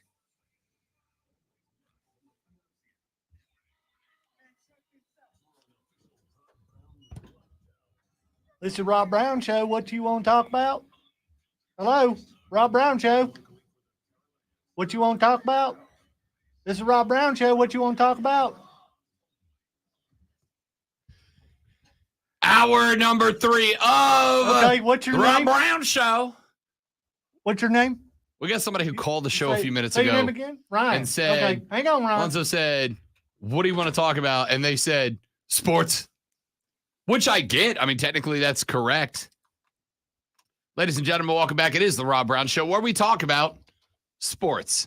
I am Rob Brown, the great ones on the ones and twos. If you would like to be a part of the show, 844-326-3663, 844. Wow, that first caller just hung up. Wow, imagine. But our sports person is back though. Ben, give me a call back, bud. I was coming right to you, and you wait. Ben, you waited through the whole break and then hung up during the intro music. We were coming right to you. Ben, give us a call back. 844-326-3663. Everybody else, line it up. You can text us on the MadWorldAttractions.com text line at 71307. Hokey Chris has done so. He said, Rob, I'd like to say happy anniversary to my beautiful, lovely bride, Amy. Today, we celebrate 17 years. Happy anniversary, Amy and Chris. That is awesome. Coming up on my 31st, so I know what that's like, and it's great. It really is. Congrats, Chris and Amy. Bravo to 17 years. This time next year, you will have been married like a couple months. Somebody once told me, I asked, anytime somebody says we've been together X amount of years, the question that everybody asks is, what is your secret to a healthy, happy, long-lasting relationship? And I had somebody once tell me, the secret is be comfortable enough in front of your partner that you can fart and laugh. And I thought, that is the best advice I've ever heard. Because I always get great communication, spend time with each other, always date each other. And I know those things are all true. No, it's laughter, man. If there's a lot of laughter, then you know you're good. Yeah, and that's why I love be comfortable enough with each other that you can fart and laugh. That has stuck with me for years now. Have you tested it? Yep, it works. All That's right. how I know. All right. It wasn't that we went to Boston. She's like, I surprise. was gonna say got you. I would ask both ways, but I don't want to be hurt. No, it goes both ways. Listen, I've been asked before, how did you know you were gonna like this was the one? And I was like, yeah, we were going to Boston. She got us tickets to go see Yankees Red Sox, and I was like, that's how much what a surprise. This is it. I know she's the one. It's the music, it's the travel, it's the concert, it's all great. But that was the moment where I was like, I love this woman. Like, this is it for me. But also, we both fart and laugh. And I mean, what else could you have outside of that? All right. Ryan and Ben, if you guys want to call back, we'll get you on the air. 844-326-3663. I thought that was important to talk about. You know, we're trying to help the relationships of the upstate here. And I just also want to point out, just really quick, if you're listening to the radio while you're dialing, I do have caller ID. That's all I'm saying. You know, and the memory is not completely gone yet. Not yet. Carolina Panthers switching to Thomas Brown this week. Primary play calling responsibilities will be handed to the 37-year-old first-time play caller who is the OC for the Carolina Panthers. He'll have the playbook and the visor and the headset this week. So what do we expect? I've asked that question of a number of our Panther buddies. We'll ask it to Rashad Beard tomorrow. We talked a little bit about it last week. We'll really get into it this week. I have given you what I am looking for. I think you're going to see a couple of things. The two primary things I think you're going to notice a difference. I will start with one of them is not different plays. You're not going to see different plays. What I do think is you're going to see a scrambled version of the plays we've seen so far. And I think that's good news. You're 0-6. The plays you've run so far clearly have not worked. So I think you're going to see a scrambled version of those plays. You might see some different looks, but predominantly I think the playbook stays the same. That is not where I think Thomas Brown benefits this offense, becoming the primary play caller. I think where Thomas Brown benefits this offense is by better taking advantage of things that Frank Reich did not. In my opinion, I think Thomas Brown is going to do two things. First off, coming over from the Sean McVay system in the LA Rams. If you've watched the Rams, whether it was the Super Bowl run, really any year that Sean McVay's been in charge. And Sean McVay is the primary play caller. Sean McVay's the dude. If you watched the Sean McVay offense of the last few years, there is one thing that you noticed above all else. Sean McVay's offense looks like it is fast-paced. It looks like it is almost a hurry-up offense, though it is not. Why does it look that way? It looks that way because Sean McVay's offense is quick to the line of scrimmage, not because they're trying to get the snap off with 24 seconds still on the play clock. It looks fast-paced because they get to the line and they snap the ball when they're ready. Sometimes that's with 15 seconds left on the clock. Sometimes it's with 2. But what they are doing is diagnosing. What they are doing is reading. What they are doing is applying. Here's what I mean by that.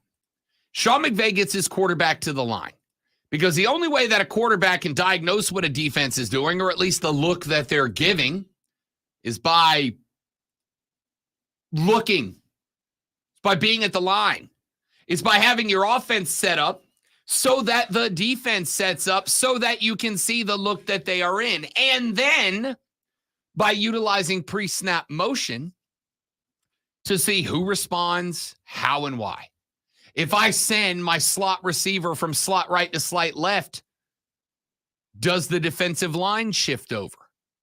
Which might indicate that they are going to hard rush from the heavy side. If I move my tight end from one side to the other, does a linebacker go with him? Does a linebacking core shift with him? Does the defensive line shift with him? All indications about what the defense is planning on doing here. If I send a wide receiver across the entire formation, does he take a DB with him, which indicates man? Does the DB go halfway and then back, which indicates maybe a loose zone? Does the DB stay set and not move, which indicates a tight zone? Does the safety shift over, meaning that might be in a cover one? Does the backside DB drop back, meaning they're going to go cover three? There's all these different things you can learn, but you've got to be at the line and moving to do it. Now, one of the biggest headbutting arguments that Lonzo and I have gotten into is about the play style of Bryce Young and what he requires to succeed. When Bryce Young got drafted, he did not get drafted because he's an incredibly physical specimen. He's not. We've seen him. I'm not going to argue with Lonzo that Bryce Young is undersized. He very clearly is. You've all seen the pictures of him with his offensive line. He looks like a kid because he's not that big. Fine. But they didn't draft him for that. You want that guy? You get CJ Stroud. You get Anthony Richardson. You get guys who are built because they run the ball or run the ball because they are built.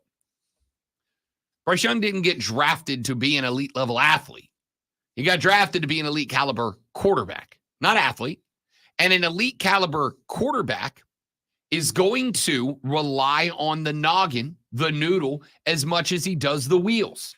That's Bryce Young.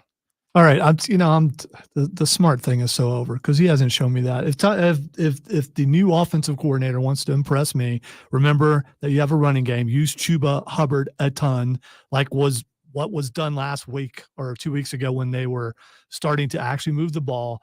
Roll the quarterback out so he has better looks at where he needs to throw it. Remember, you have the slant god that you can also throw slants to and utilize your tight ends. If you do all that and you go at a quick pace, which Rob mentioned earlier, so that the guy who's really smart doesn't have too long to think, you're going to be successful. When they go hurry up, he plays well. If you roll him out, he can see better. If you use Hayden Hurst, he's going to get you yards. If you use Adam Thielen across the middle, he's going to get you yards. If you use Chuba Hubbard, you're going to win a game. If you don't do all those things and you keep doing what you're doing now, you're not going to win a game. So I don't disagree with any of that. I don't. I think at this point, I don't think it's an overreaction to say that Chuba Hubbard needs to be moved into the RB1 spot. I'm not going to disagree at all. I do not think I disagree with Hayden Hurst needs to be more involved. I said when Hayden Hurst got brought to Carolina, I thought he was going to be the most valuable free agent pickup on the team. Thus far, that has not been accurate. But I will also point out that the schemes that they have been running, and part of this is because, and I will continue to lean on this because it's true, you don't have any vertical wide receivers. You don't have a guy that is the go guy. You don't have a Tyreek or anything close to even imitating that guy. Let me ask you a question. Is Taylor Swift's boyfriend, is he a threat because of his speed? Partially, yeah. He's not a threat primarily. He's no more faster than Adam Thielen or some of those other guys. One thing he does is he gets open. Speed relative to position. He gets up. I understand that. But part of the reason he can get open is because Kansas City is a vertical threat. They don't have a reek, but they've got quick guys who get down the field. You don't need downfield. Yes, to win in the NFC. In the NFC, you don't need to do all that. Yes, you do. You can dink and dunk and you can win in the NFC, especially in the NFC South. The way that Travis Kelce gets open is by the field expanding, because the further back safeties and cornerbacks have to go to stay with wide receivers, the more space there is in the middle. They didn't have field. a downfield threat till they just got McCall Hardman back. He's the only one with speed. I disagree. You did have downfield threats. You did. Name them without looking at. I don't need to. I can tell you Sky Moore is absolutely a downfield threat. How many catches does Sky Moore have? It doesn't matter. That's the point. It does not matter. You know what he is? You know what a guy I'm talking about is? It's a Reggie Bush. Reggie Bush's career is wildly frustrating to me because people think he was a bust because he wasn't Reggie Bush at USC. But Reggie Bush was incredibly successful because Reggie Bush demanded double teams, even if the Saints or Dolphins or Lions never intended for him to get the football on any given play. If Reggie was in the backfield and he went out on a wheel route, that quarterback never intended to look at him. But what he did do is drag the entire defense that way. And now the zone coverage on the backside is more spread out. And the more territory I can demand that a defensive back cover, the harder it is for him to do that. If I can't get anybody behind defensive backs, if I can't get anybody that is making safeties turn their back to the quarterback, then zones underneath the safety stay nice and tight and compact. And a guy in a linebacker spot, which is where a tight end thrives, in that little part of the field, if he's only got to cover 8 yards left and right of him, he can just jump and cover the entire bubble. But if I can get it to where that zone now, instead of 8 yards backward, is 13 yards backward, now if I cross two people through that zone, he's got to pick one to cover. And that ain't easy. So this is the situation I'm talking about. Without a vertical threat to pull defensive back backwards, without a vertical threat to make linebacker zones open up from a 5 or 8 yard bubble to a 13 or 17 yard bubble, Hayden Hurst is irrelevant. This isn't a Hayden Hurst problem. It's a scheme problem. So how do we succeed within that? Pre-snap motion, give Bryce a better idea of the defense he's throwing against before he throws against it. That's the answer. Ladies and gentlemen, major news out of the Greenville Triumph yesterday. And to discuss that news with us coming up in the next segment is Greenville Triumph manager John Harkes. John Harkes will be joining us coming up next on The Rob Brown Show and the Fan Upstate.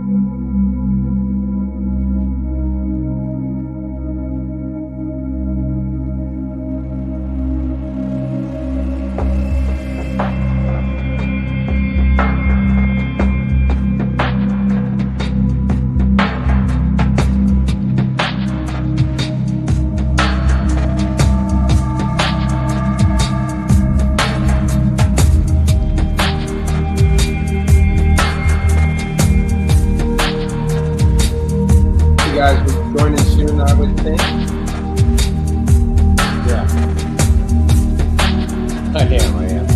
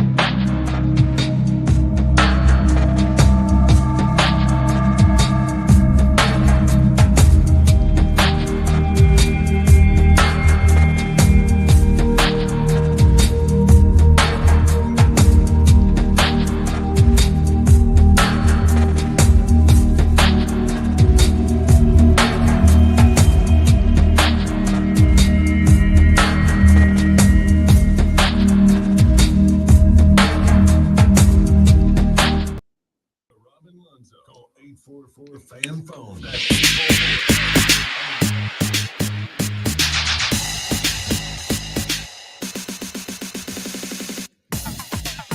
Ladies and gentlemen, welcome back to the Rob Brown Show. This is the Fan Upstate. Joining us now on the radio broadcast is a gentleman I have gotten the pleasure to know over the 3 years I have been here. I am beyond proud to call him both a friend on the program, but a friend off of it as well. He is, and I'm saying is until he ain't, ladies and gentlemen, the manager of our Greenville Triumph. Ladies and gentlemen, Coach John Harkes joins us on the program. Coach, how we feeling, man? Feeling good, Rob. How are you today, my man? Doing real well. First off, congratulations. Looks like we got stable internet. I see Doug got you that playoff bonus, yeah? Yes. That has gone through. Eventually, it finally kicked in. Thank you. 5 years, 5 playoff appearances, 2 cracks at the league runner-up, a USL League One championship to the name, and obviously, Coach, we all kind of got the news dropped on us yesterday that you will be stepping down as the manager of the Triumph after half a decade. And, man, listen, before we kind of get into the back and forth, the conversation side, just let folks know why the decision. Yeah, just a lot of reflection, a lot of, thought process gone in. it was always from the beginning, Rob, building this club from the ground up in the community and making sure that, someday that I would be able to leave it in good hands. And I think it's in good hands right now. But it started off by, look, at the end of the day, we want to bring the community together through the game and connect through the game and the players and opportunities for guys to have platforms. And it's been an amazing, amazing ride, a great, enjoyable ride. To be honestly, we knew it was going to be a challenge. And, look, there was a lot of people that said we couldn't do it down here in Greenville, South Carolina, but Joe Irwin said we could, and trying to match up with his mission statement, his vision for the club and what the community needed at this time. And 5 years has been fantastic. I'm grateful. And, like I said, in the release statement to the Irwins and to the ownership group and everybody else, and Chris Lewis and Doug Irwin, everybody down there, it's about friendships. It's about relationships. And this has become a family for me. But, look, to be fair, it's time for me to get back with my family at this point. My home is in Virginia and DC area, and I've been back and forth and working. And my wife, Cindy, started this club with me. And, as a director of soccer operations with her culture and her coaching aspects. And she was driving it, in the community and everything else. And look, it took a lot of courage to do that. And now it's better. We're almost like someone said to me last night, it's like Shawshank Redemption. You either get busy living or get busy dying. And I'm like, I want to get busy living, at this point. Look, I mean, there's other opportunities out there too, and different challenges and other projects to start up. It wasn't just about building something, as a club. It was about building a league. I mean, when you take on that responsibility to build a league in the United States, it's a huge effort, and it takes a lot out of you. But I've enjoyed it. It's been one heck of a ride, man. And the fans down here, absolutely brilliant. I think the courage that it takes for people to continuously not just, push the game forward, but support the game, like yourself and media outlets has been amazing in USL League One. Because in the beginning, it was probably like, wait, what is this league? What are we doing? Who's this? And what teams are where? And so to get it off the ground, I've always been a builder, Rob, and I've always loved building things from scratch, like FC Cincinnati, and getting opportunities to make the game grow in this country, because I had the opportunity to go and play in the Premier League and see what it's like everywhere around the world through the U.S. men's national team and the Olympics and everything else. But I always took some pride in saying, like, how do we get that energy? How do we get that kind of fever in our own country? And it's about stabilizing the structure of our men's, professional side. And also the women's side, because you see what USL is doing now, not just with the W League and our Liberty team, but even now with the Super League. So growth is the name of the game, my man, and we want to continue to keep doing that.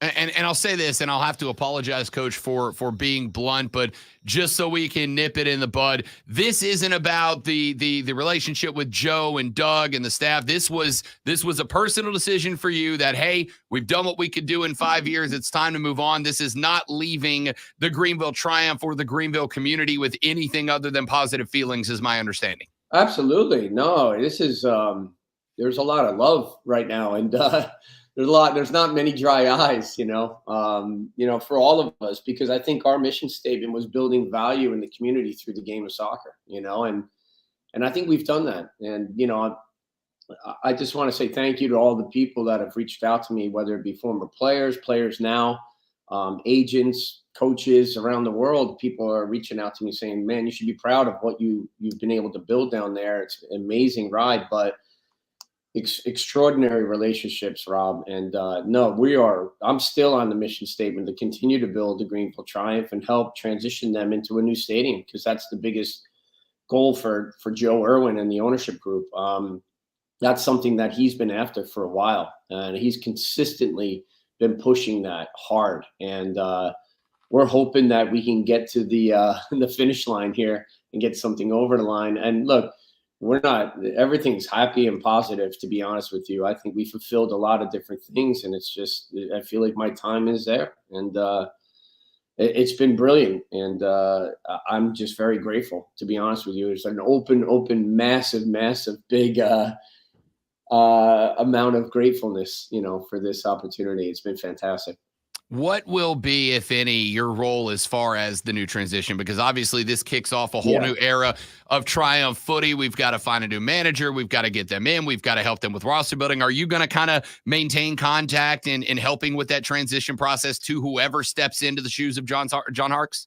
Yeah, without a doubt. I mean, look, it's the club's wishes, and my contract runs through the end of the season. And maybe we talk about consulting throughout the new year. I mean, that's something that certainly is there, and there's been some discussions, and obviously there's a lot to unpack right now. But yeah, I mean, look, we're looking at great situations. For me, I think it's always really good. I look at clubs like younger clubs that have been overseas, and even in the Danish league and the Dutch league and stuff, and they like to promote from within and give opportunities to coaches and stuff. So maybe that's a possibility, and that's what people are thinking about, with the club. But also, there's still that open, relationships with so many other people that want to lead this team in the right way.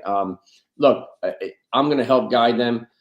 This is Joe Irwin and Chris Lewis. They're going Doug and what they want to do, and Shannon Wilbanks and Billy Webster. I mean, I'm here to help them transition everything, and we'll see how that goes. But I think we're in a good space. I mean, we've been 5 years and 5 playoffs. That's pretty hard to do at any franchise in any sport. Even you look at the Phillies last night, and they started off in the World Series with 2-0, and then all of a sudden they end up losing out, and people are just like, how does that happen? But look, we get to playoffs. It shows a lot of courage in our club and our community, and a lot of the support, like yourself, and has helped build this, and fulfill our goals, and our mission statement, our dream, about making this happen. And it's pretty amazing. People talk about the Greenville Triumph in international languages now, not just here in the upstate and not just here in the U.S. It's worldwide, so it's fantastic.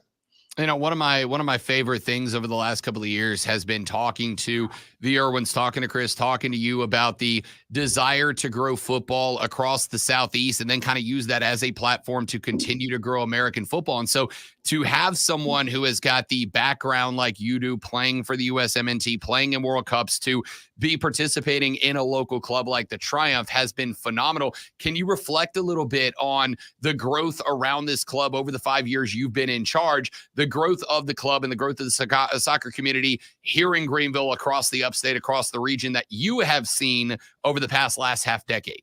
Yeah, I mean, look, it began with us shoveling off the field in Ford Madison, for our first game in the snow. And my wife and I trying to grab a shovel. The president of the USL at that time was trying to grab shovels and get this game on the way. And it's amazing. I mean, where you look at where we were, Rob, and where we are today, the platform that's there, the new ownership groups that are coming into the USL, both League One, the Championship, the W League, and also the Super League for the women's game, is absolutely incredible. There are people knocking down doors, not knocking on the doors, to try to get in here and make sure that they can be part of what's growing here. It's tremendous. And the value in the clubs, the value in the community, which you've already seen, the fan bases that not only support Charlotte FC, they come back down here for Greenville to see games. They travel up and down 85. There's people that are coming up from Charleston, that in the Charleston Battery up in the championship level. I've got fans that say, I went to the Battery game last night, I'm coming to yours today. I mean, it's fantastic. I mean, the growth is amazing. And I think what you're going to see too is that this is going to continue to grow. There's going to be identity, and clubs that are not just organically coming out of the ground, but it's going to be more about real investors, people in sports, former players that want to get back involved. I've had many conversations with so many players that play for the U.S. men's national team and World Cups, and they're saying, hey, this could be a really good area. This could be an area. This could be a state that we could start this up in a city here. And so there's a lot of good talk. It's all positive, and we want to keep pushing that forward. John Harkes departing as the manager of the Greenville Triumph after 5 seasons, 5 playoff appearances, 2 USL League One runner-ups, and a USL League championship. Coach, Since I have moved here 3 years ago, some of my very best friends in the upstate have come from the Greenville Triumph and the Reedy River Riot, La Familia, the supporters section. Can you talk about your relationship, particularly and specifically with the supporters of the Greenville Triumph over the last 5 years? Because as many teams as I've been around, I don't think that I have seen a relationship in any of them between head coach, manager, and fans like I have seen with you and the folks in the Riot, in La Familia, et cetera. Can you talk about that a little bit from your perspective? Yeah, I mean, look, whether it be Remy Stark, who's like Remy's, whether he's playing the drums with you or whoever's playing the triangle that particular day, it's not just about me. It's not about the players. It's not about the game. It's about the community. It's about the fan base. It's about the excitement and the force of pushing the game, U.S. soccer, forward. And, look, whether it be, Tommy or Remy or any of those guys reaching out to me and saying, thank you so much. It's been unbelievable, the personal relationships. I've got so many people that reach out to me, whether it be, I can't get over. And I sometimes get a little bit taken back by some of the support, which has been brilliant. And people just saying, you've always been part of the family here, John, from day one. And I would say this, that getting those relationships with the fans and talking to them, real quality talking, not just, hey, what's up, and walking by. It's more about sitting down with them, discussing about where the club's going. What is the vision? Why certain players are on the roster, style of play, the culture within our group and our team. And I mean, it's just been forging relationships. It is about relationships. And that becomes a soccer culture, but it becomes a family. And so we have a really big Triumph family, as you know, Rob, and you're a big part of that. And, I haven't seen you play the triangle yet, but I'm still, I'm looking forward to it. Talent level's not there for me yet, Coach. I'm working on that. We got to work Come on, man. You're too hard on yourself, brother. John Harkes joining us here on the show. Quick anecdote. You and I and a couple other folks, I want to say last season, were sitting at Hampton Station watching a Chelsea match. And one of my favorite memories, we had a younger guy, early 20s, who was from the Riot, who came up and sat down at the table and started talking football. And I was impressed that it wasn't just John Harkes, USMNT legend and manager of the Triumph, who's just kind of hearing out a fan, but a full-on conversation about the club, about some of the players on it, about what an upcoming match was going to look like. And then it just kind of segued into talking Chelsea football, who happened to be playing that morning. And I was just blown away that the manager of a professional club with the background of John Harkes not just engaged in, but wanted to participate in that conversation because someone came up and said, hey, I support the club and I support you, et cetera. So I will say, not so much a question, but a statement, but on behalf of Triumph fans, of Riot members, and of fans of soccer across the upstate, it has been a pleasure and an honor to have you as part of the community, not just as a coach, but as a member of the community, Coach. Like, I can't tell you, as somebody who's been doing this a long time, how valuable that is to a community like Greenville, South Carolina. Wow, that's awesome, Rob. Thank you so much. And you guys have opened arms, welcomed me in and my family right from day one, and it's just felt just so good, so natural. I mean, people talk about Greenville and the economic growth and top 10, cities to live in, but it's about the people. It's always about the people. And just as you said, we've had many conversations about, we are in the business of, the sport and everything else, but it's about developing people and cultivating those relationships. So thank you so much for your kind words. I am forever a fan. I'm forever a part of the community. That'll never change. And look, I hope one day when we open that stadium that we walk through those doors together and, we carry the drums and the triangle and everything else that we can, that we support this club and we can do that. That would be fantastic. I will throw this. We got another minute or two here left with Sure. John Harkes. I will throw this at you. Are we going to occasionally see John Harkes sitting in the supporter section with the Riot? And B, when you do, Coach, now that you've thrown it out there, are we going to get you on the triangle for a match? Well, yes, I would love to. I've been taking triangle lessons lately, 3 times a week. So I feel more confident about my abilities with the triangle. Yes, I would love to sit in the crowd and support and just surrender myself to the team without a doubt. Love it. Love it. Talk to me a little bit about, if you don't mind, are there future plans for you to get back into managing down the road? Is this kind of a, hey, we're just gonna take a little break for a little while? Are you even at that point in the thought process yet? Yeah, I mean, look, I've been very fortunate and grateful for this platform that Joe and the ownership group have given me. A lot of people have recognized the work that we've done in Greenville. So my agent is taking a lot of calls currently. I haven't made any decisions on things. There are opportunities out there, thank God. But yeah, I mean, it's time to get back and be with the family, my wife, and and continue to grow our family together, which is number one. And but again, like I think we feel proud about our work here and the relationships that we've cultivated. And yeah, it's a sad day, but you're also celebrating. You're celebrating the growth of what we've been able to do here. And we want to keep pushing that on. We want to keep pushing the Greenville Triumph forward, and breaking ground on things. So that's a big part of it. That's going to be huge moving forward. Just leave this one open-ended as we wrap up here with John Harkes. Regardless of where you end up next and what you end up doing next, what would you say are going to be the best memories, the best thoughts that you are going to take with you from your 5 years as the head of the Greenville Triumph?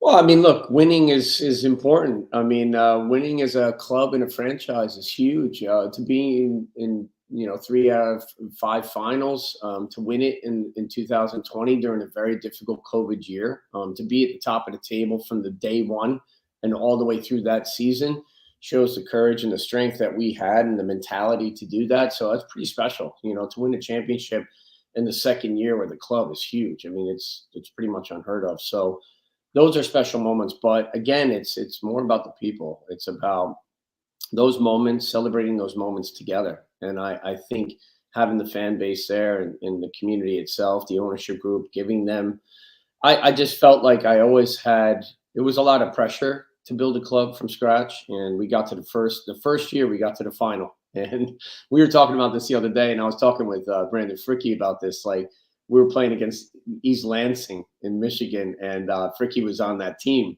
And we were like, man, he's good. We like this guy, and we beat them. And then we end up going to the final, and I reach out to Brandon Fricky, what are you doing next year? And then the next thing you know is he's with us in Greenville.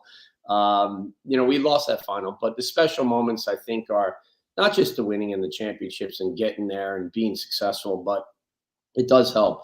But it is about the people. It is. This is a special place. Greenville is a special place. The upstate is a special place, and the amount of growth here for soccer, both in the men and the women's side, has been amazing, and we want to continue that moving forward. So I think there's a lot of special moments to come, Rob.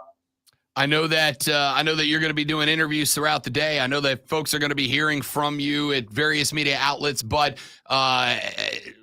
any open-ended message that you would like to send to Triumph fans, supporters, folks around the area as you wrap up your time with our soccer club?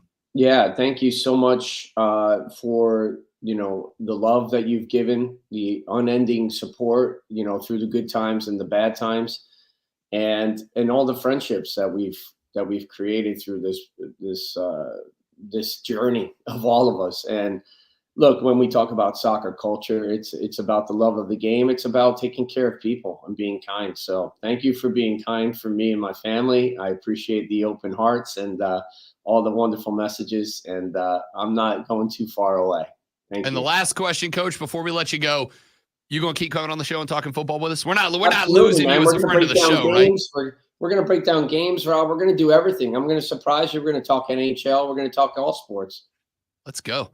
John Harkes, 5 years with the Greenville Triumph, 5 playoffs appearances, and a USL League One championship to show for it. John Harkes, it has been an honor to have you as a manager for the time that we have been here, for the time of the Greenville Triumph. It has been an honor to have you as a friend of the show. I'm not letting you off the hook. You are coming back to talk international ball with us. My man, thank you so much for taking the time. It has been it's been tremendous. Rob, absolute pleasure, my friend, and look forward to seeing you soon and sharing a beer together. Anytime. Arm doesn't have to be twisted. John Harkes, thank you very much, man. We'll see you down the road. Thanks, guys. Thank you so much, guys. Enjoy the show. Have a There good you go. day. John Harkes leaving the Greenville Triumph after 5 years in charge. We greatly appreciate his time with us, both today and throughout the 3 years of this radio broadcast. We're back after this to wrap up hour 3 of the Rob Brown Show in the Fan Upstate.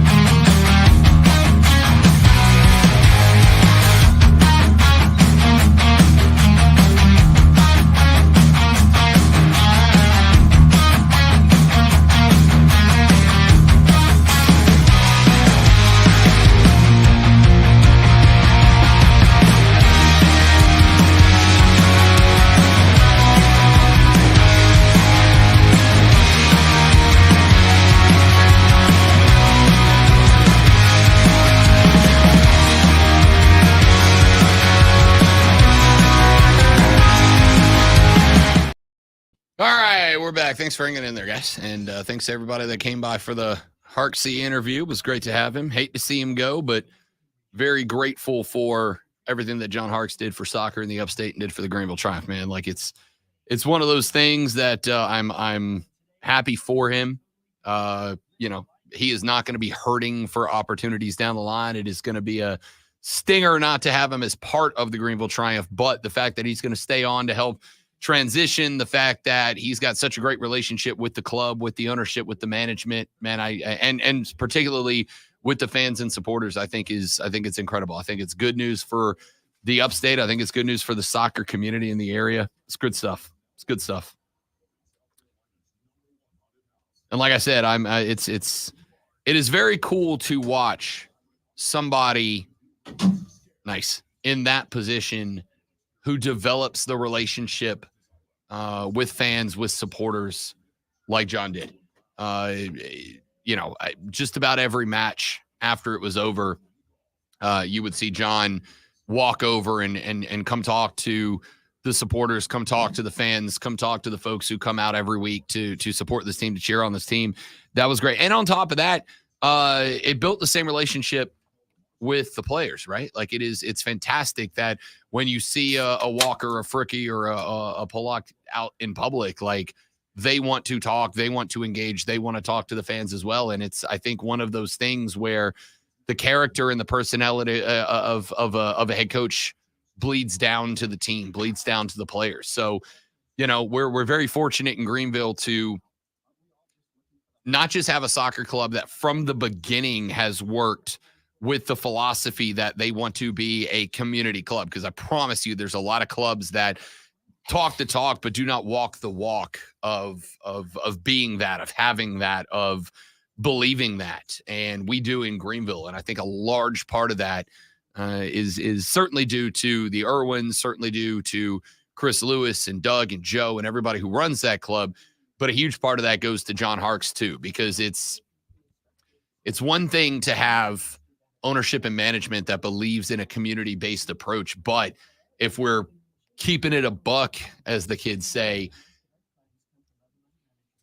fans come out for managers, they come out for players, they come out for the game. And the community-based approach doesn't mean a whole heck of a lot if you don't have buy-in from the entire program. And I think in large part because of John Harkes, you have full buy-in from the roster, from the coaching staff.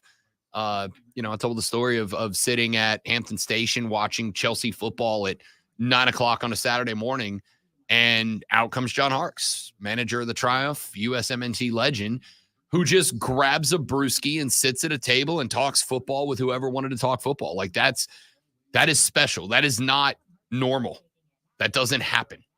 To have that much access to somebody with the background of a John Harkes, and the fact that he was not just willing to do that, but he did it every weekend. He did it as often as possible, man. Like, we're very fortunate to have had that for the past 5 years, and hopefully whoever steps into some mighty big shoes to fill has that same energy.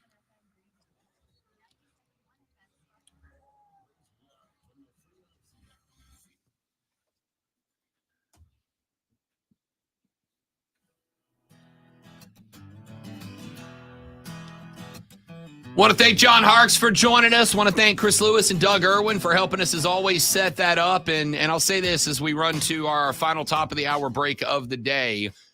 I do not know that it really comes across how fortunate we have been to have John Harkes as a part of the Greenville Triumph and a part of the sports community, not soccer community, the sports community here in the upstate. You had a guy that has the background, that has the story of a John Harkes, that has frankly, the celebrity that John Harkes brought to the area, which in and of itself puts a spotlight on the area. But, I've talked about this since the moment I got here. I have been, remain impressed by the community first mentality that the Greenville Triumph have. Y'all, I've been around a lot of professional sporting teams at the level of the Greenville Triumph. And I'm not even going to say not all of them. Most of them do not have that approach. Most of them do not have that community-minded approach. And the Triumph do. The Triumph have maintained that approach. But, and I said this during the break on the stream, if you're not watching, Facebook.com/TheFanUpstate or Twitter, YouTube at The Fan Upstate or The Rob Brown Show on Twitch. That's great. Like, you want your ownership and your administration, your management to have that belief, that community first approach to sports within a community like Greenville, like Spartanburg, like the upstate. But it's one thing to have it happen in the front office. It's an entirely different thing to have it bought in by coaches and players, right? Because as fans, if we're keeping it 100, as the kids say, fans don't, and I say this with all due respect in the world to everybody involved at every level of every team, fans don't come out for ownership. Fans have never paid for a ticket to see Jerry Jones. Fans come out for players, and they come out for coaches, and they come out for matches and games and results. That's what fans come out for. And so that community first mentality really only works to the level that the Greenville Triumph have had it work if you have buy-in from every member of the organization. I'm talking players, I'm talking coaches. And John Harkes believes in that wholeheartedly. I've had these conversations with him off the air as well as on it. He believes in that mentality. He believes in that approach. And that mentality bleeds down to players, right? If you have never been to a Greenville Triumph game, when next season kicks up, I implore you, come tailgate with the Riot. Come hang out at a match and watch. Stick around for the end of the game. And you will see that at the end of every match, the roster, the team walks over to the supporter section and hangs out and signs autographs and takes pictures. John Harkes did that as well.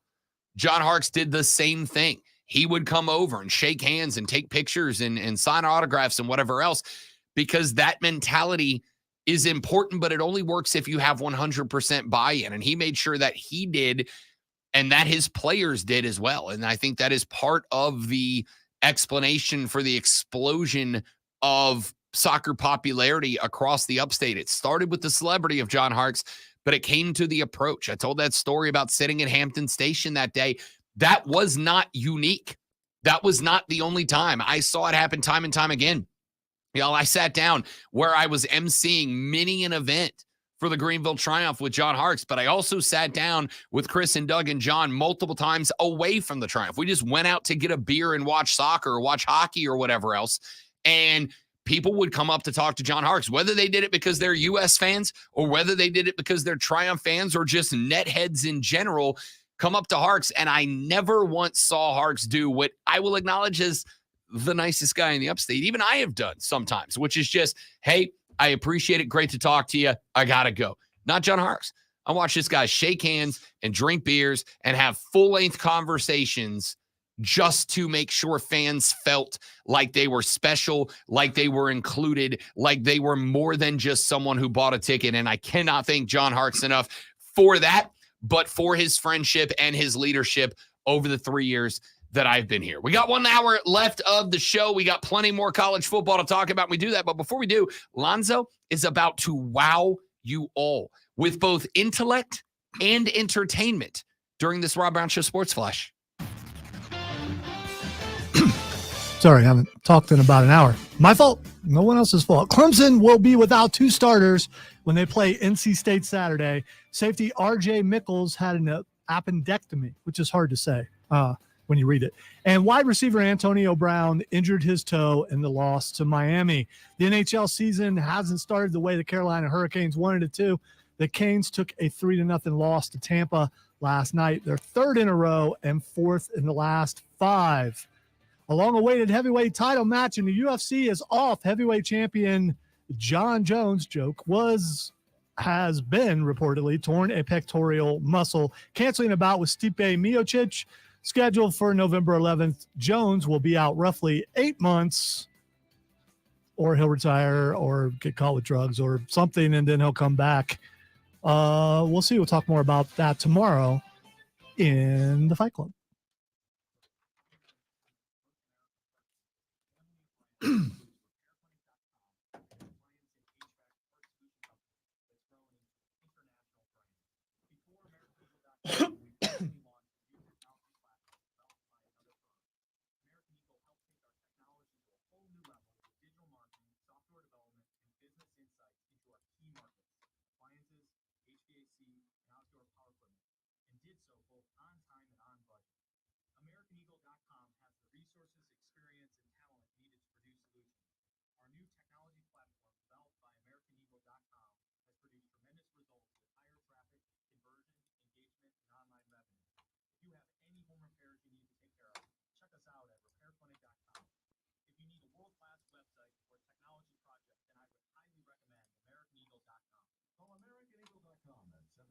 Network. That's AmericanEagle.com, 773 Network.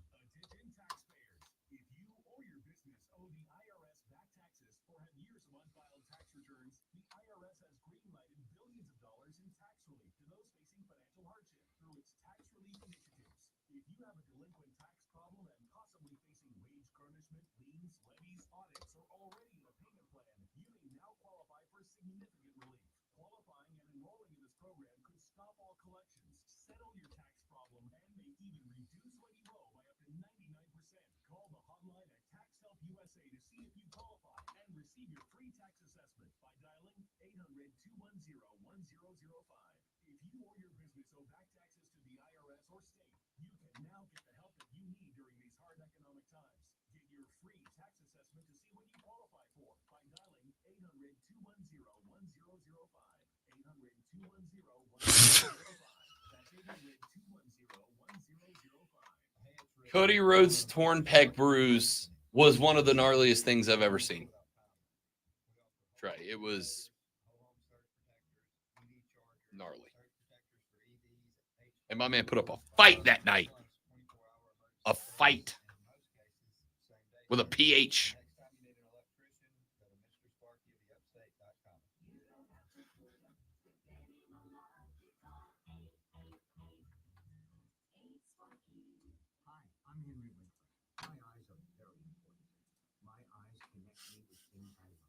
I loved my late father-in-law, Jim.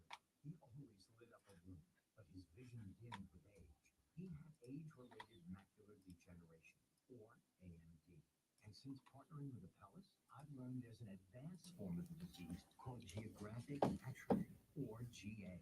This struggle with vision loss made me want to help others know about GA's warning signs. For some, straight lines seem weighted, like when looking at a door frame. For others, blurry or missing spots can make it hard to read or see loved ones' faces. Many have trouble seeing in low light, making driving at night difficult. GA gets worse over time and cannot be reversed. If you've been diagnosed with AMD and notice vision changes, don't wait. Talk to your eye doctor about GA today. Learn more at GAWon'tWait.com. That's GAWon'tWait.com.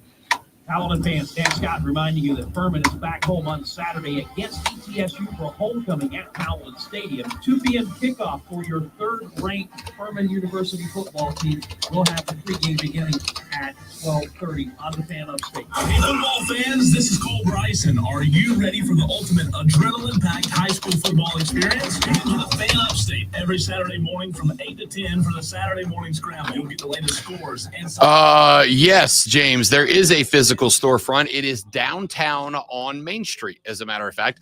I don't know the address off the top of my head. But yes, there is a store right in the middle of Main Street downtown. It is not a stupid question. I'm more than happy to answer it because I love to support local teams.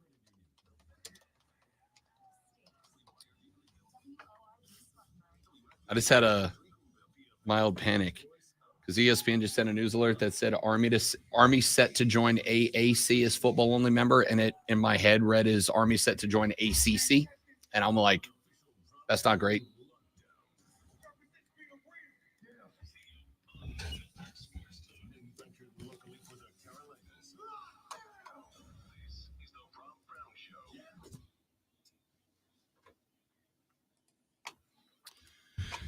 Anyway, we go, ladies and gentlemen. The final hour of the Rob Brown Show goes now. This is the Fan Upstate. How do you do, ladies and gentlemen? I am Rob Brown, the great one, Lonzo, in charge of not just this radio program, but all radio programs that you have ever enjoyed. The ones you don't like, he has nothing to do with them.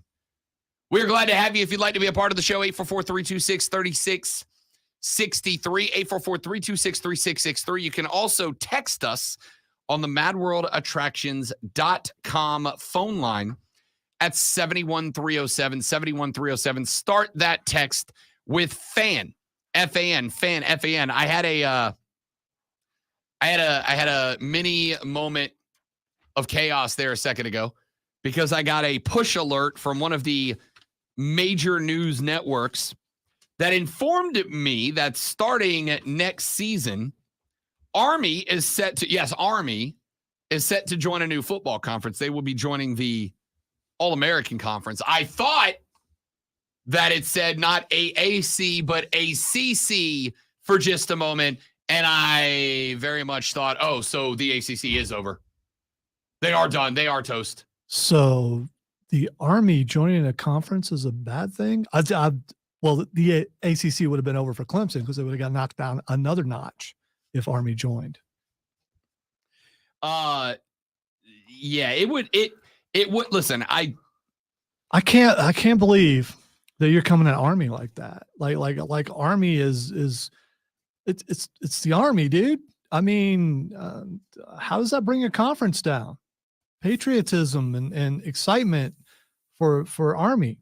For the record, I love Academy football. All right. I love Academy football. Last weekend, while I was doing Bet for the Cycle, one of the 4 games that I put on the quad box was Air Force Navy. Give me Academy football. You know why I love Academy football? You know why we love Academy football? Because if there are teams that you can trust to not only have guys that are playing because they love the game, but also you're going to see classic discipline football, it's a military academy, right? Academy football, though, the only teams that if you tell me there are going to be 50 total plays in this game and they are all triple options, I'm still watching. Classic stuff. Anyway, Army is not joining the ACC. That being said, The ACC is very much still in trouble. It's not over by any stretch of the imagination. Now, there was good news coming into this year. There was good news coming into this year because the ACC was set up to, and I'm still not convinced it's not, but it was set up to have its arguably best football conference top to bottom that it's had in ever, ? Some teams have not necessarily lived up to their potential. Georgia Tech's taken a couple of ugly bumps. Miami lost a dumb one to Georgia Tech. North Carolina has fallen from the ranks of the unbeaten. There was a chance a week ago that the ACC could have been the only conference in football that was going to end up with 2 bids, right? Alabama had taken an L. Georgia does not look great. They look fine. They don't look great. The Big Ten had a round robin coming up of Michigan, Penn State, and Ohio State, and only one of 2 of those, Michigan and Ohio State, could go to a Big Ten championship. And there was a chance that one of them would, and Penn State would take losses to both, which, by the way, $1 right now. Does Penn State win against Michigan? Stallings has been sidelined, so I'm not sure I can say that yet. We'll see what the repercussions. Although my understanding is Stallings was there for Ohio State and Penn State, so the information might already be there. So yeah, you're probably right. Michigan won. Another video came out. I got to go find it. There is a video from last week's Michigan Penn State game. Ohio State. Ohio State Penn State game. There's a video from Michigan's game last weekend where Michigan's defense is on the field. The offense sets up. The quarterback calls a hard count. Nobody jumps. The whole team. This video was shot from the same camera angle that the picture we looked at yesterday was, kind of across the field diagonally, right? This video is shot from that same angle. The quarterback calls a hard count. They don't snap the ball. The whole team stands and they turn. The offense turns and looks to their sideline, and you can't see them, but the coaches give their signals. And then the Michigan sideline, Zoe, all their heads turn and are looking directly across the field, right? They're all looking right across the field. And when the quarterback and the offense get their signal and they turn and they look back at the Michigan defense, the sideline of the Michigan Wolverines erupts, right? All of them are doing this. They're all pointing skyward, including multiple players in the background who are jumping and pointing skyward. There's 2 or 3 coaches in the front who give a hand signal, and then they start pointing skyward. They're all doing it, but they wait until after the offense gets their signals from the sideline. Now, in court, they may or may not refer to that as circumstantial evidence. So we are not beholden to the rules of the justice system as we pass through the court of public opinion. Bro, they totally did it. They totally did it. They did. And they totally did it. I was on YouTube yesterday just looking around and happened upon Rich Eisen, noted Michigan fan. Yeah. And he is angry. And he also, I can't directly quote him because I don't remember it, but he said if they cheated, they deserve to be in trouble. But you could see he's mad. And he expounded about the fact that, all they've done to this point is going to be tainted because of this. And yeah, rightly so. If it's proven that they did it, or even if it's not proven, it's tainted, because no one's going to look at this the same way you look at the Patriots, or a lot of people look at the Patriots, that everything is, well, because they cheated. The same thing's going to be when you look at Michigan. You want to see the video? I just found it. It's from last year's Michigan Ohio State game. You want to see it? I want to see it. Not really, because I know what the outcome is. But. Well, I'll tell you what. Zoe can avert his eyes. For the rest of us, go to the stream at facebook.com/thefanupstate, at twitter.com/thefanupstate, at Twitch by searching and subscribing to The Rob Brown Show, and on YouTube by searching and subscribing to The Fan Upstate. Make sure you credit the TV. This is Channel 10 News WBNS with this video. Where I used to live. So, yes. Really? I remember that. WBNS. Yeah.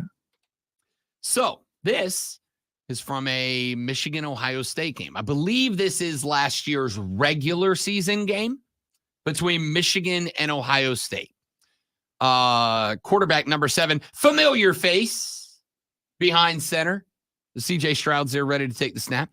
And I want you, we're going to break this video down. And for those of you that can't see it, don't worry. We paint pictures with words. So we'll help you out. Rob's an award-winning play-by-play guy, so he can do that. For those of you that are watching on the stream, enjoy. So what we are looking at currently is a view from the end zone looking diagonal at CJ Stroud, but you can see the Michigan Wolverines sideline behind him. And you're going to see CJ Stroud here, who is going to make the hard count. The ball is in snap. The offense stands and turns. In front of us are the center and the left guard, the center and the right guard for Ohio State, as well as a Michigan defensive lineman and CJ Stroud. After the hard count, as I described earlier, nobody jumps, and you see all 3 Ohio State Buckeyes players, the silver helmets adorned with their stickers for pancakes and deep throws, et cetera, et cetera. And behind them, you can see the Michigan Wolverines sideline. A number of players in the all whites with the maize and blue winged helmets and coaches in front of them. And Lonzo, I don't know if you can see, but right over the right shoulder of number 79, there's 3 coaches' heads. And if you can see them on this video, all of them attentively paying attention to the signals of the Ohio State Buckeyes. So we'll roll the video. Here they are looking at signals. You can see all the coaches and all the players for Ohio State looking. And then right there, you see CJ Stroud get the sign. You see the offensive lineman get the sign, and they all turn. And right in the middle of the screen, you see one hand with a fist and the number 1 pointing at the sky. They appear to be acknowledging someone. They sure do. But if you want to acknowledge, watch the sideline, watch the players, watch the coaches, because look at all the hands start going up. Players are jumping. Everybody's jumping. After the signal goes in, the entire Michigan Wolverines sideline goes hands to the sky, acknowledge me, and they all start pointing and jumping and pointing and jumping. And I mean, I have to assume telling the Michigan Wolverine defense, hey, we got a little inside information here. Well, the other thing, looking at the screen, you can see 90 was lined up a couple slots down, and then after the one goes up, he slides down into, looks like the guard tackle slot right there. Yeah, it looks like he was lining up maybe as a 0 technique or maybe an inside 0 shade, a 1 technique against the center. And then as we get set up, he moves outside. And actually, I think this is kind of deceptive, Zoe. I actually think this is actually the right guard and tackle. So he actually slides from like a 5 technique out to a wide 9 standing up on the outside, which is not where he started. And on top of that, and again, we don't know what the defense that was called on this play. I'm actually going to go back and watch this game and find this play and see what the adjustments were. But the other thing is, you see the outside cornerback wearing number 0 on the left side, who is not in the frame at the beginning of the video, but after Michigan goes ones to the sky and starts talking to the defense, all of a sudden he's going to slide up. He's going to walk up and be lined up outside the defensive end in what I assume is likely a blitz package. Now, I'm going to go back and find this play in the game. I don't know where it was. I'm going to find it because I wonder if this play, Zoe, is going to end up turning off to a rush or a wheel route to the right, because they clearly shifted the defense that direction. Listen. So I felt cheated. So we don't get to see the rest of the play. So we don't know if they actually blew the play up. See, I'm going to be real with you. I haven't even let the whole video run. So they show CJ Stroud in a close-up. Now look at the background zoomed in. Look right in the center of the screen. You see the dude in the baseball cap right in the middle of the screen? He is very clearly looking directly across the sideline. Watch him. Gets the signal, and as soon as they turn, he is the first one to start fingering at the sky. Yo, one's up, one's up. CJ makes some adjustments. Michigan's defense slants left. We don't get to see the play, but I'm going to go find it later today. 100%. I don't mean to go full tinfoil cap conspiracy theory dudes. They totally did it, right? They totally did it.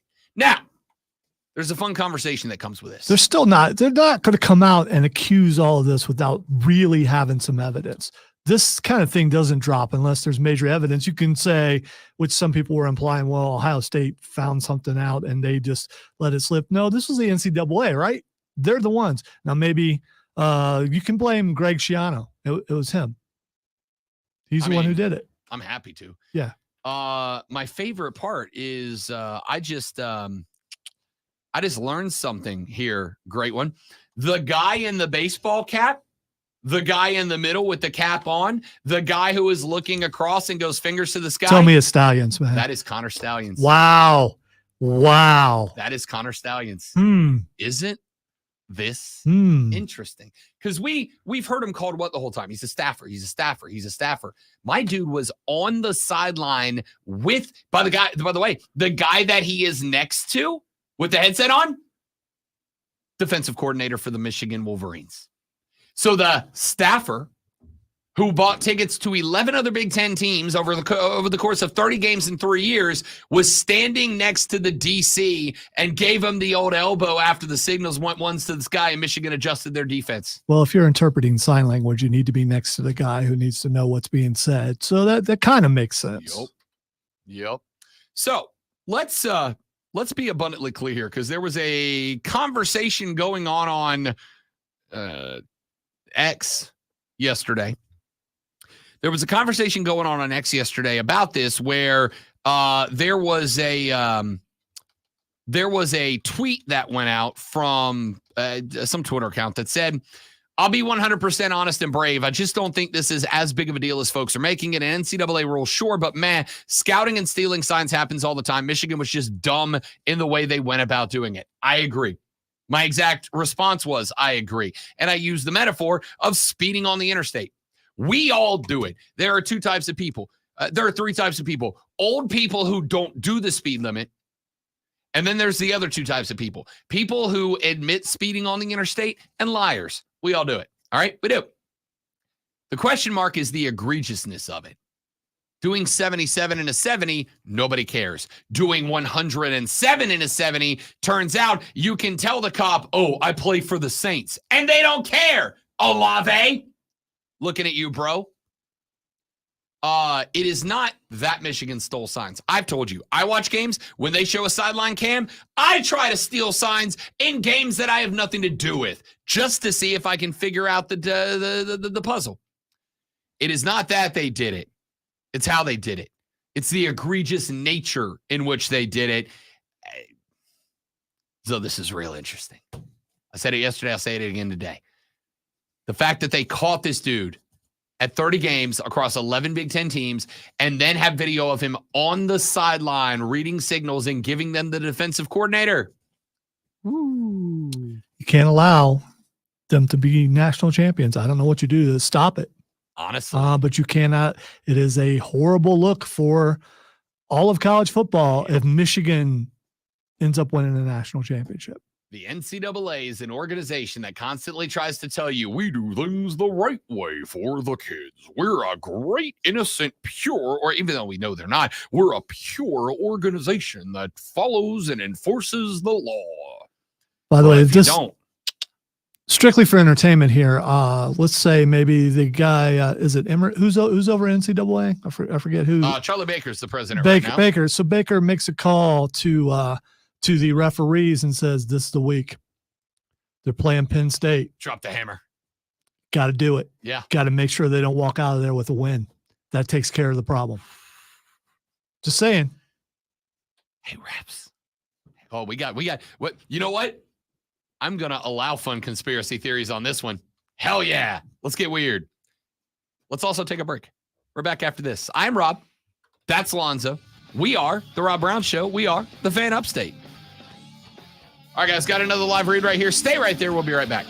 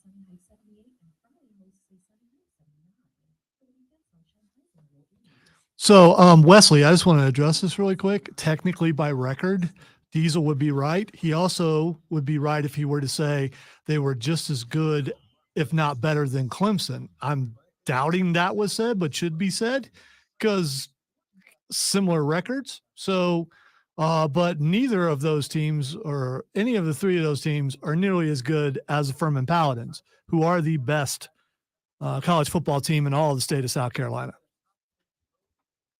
Number 3 in the country, by the way. When we say best, and I'm not asking this to be confrontational. I'm asking this as to how people arrive at these statements. Best in terms of performance and outcomes, best in terms of if I put them on the field and they played each other would win. I am following the thread that is put forth and trying to judge the intent of the person who said it. And to follow along with that, I think you would have to go with record-wise. That's what makes a team better. Yeah, because in this situation, according to what the texter said, that Diesel said, it must be about record. Because Coastal Carolina's 4-3. They lost to UCLA, which is fine. Georgia State and Georgia Southern. Both who are having, as far as I understand, decent years this year. And they have had Grayson McCall's been out with an injury.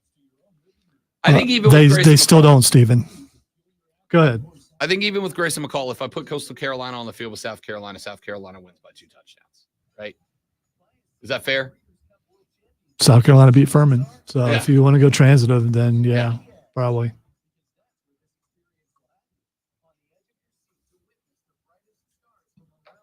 Also, I Googled Connor Stallions to make sure it was the right guy that I was looking at. And I found 7 different horses named Connor. I literally got Connor Stallions. Well, that's what I asked for. Did you capitalize each That's thing? what I asked for.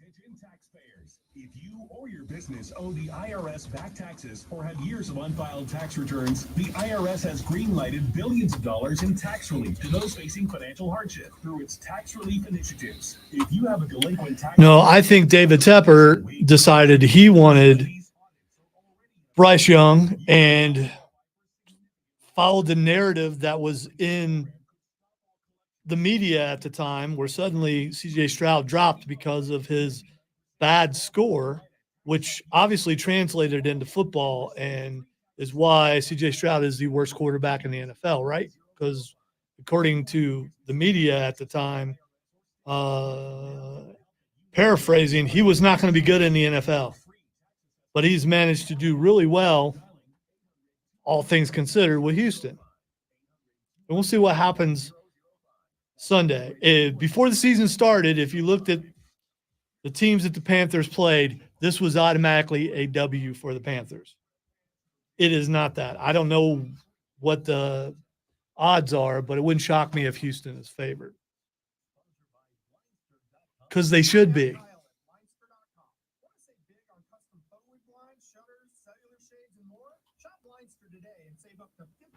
Over comparable blinds from brick and mortar stores. Get custom blinds at low prices and free shipping at blindster.com. Last year, the Gaffney Indians ended the Burns Rebels season in a playoff game in Gaffney. This Friday night, the Rebels return to the reservation looking for revenge and an undefeated regional season. Hey, it's Rob Brown, the voice of the Burns Rebels, inviting you to join us this Friday night when the Rebels take on Gaffney with pregame at 7 and kickoff at 7:30. It's Burns Rebels High School football, powered by your local Eagles Market and Founders Federal Credit Union on the Fan Upstate. 97.1 Spartanburg, 97.7 Greenville, and free on the Odyssey app. Text us at 71307.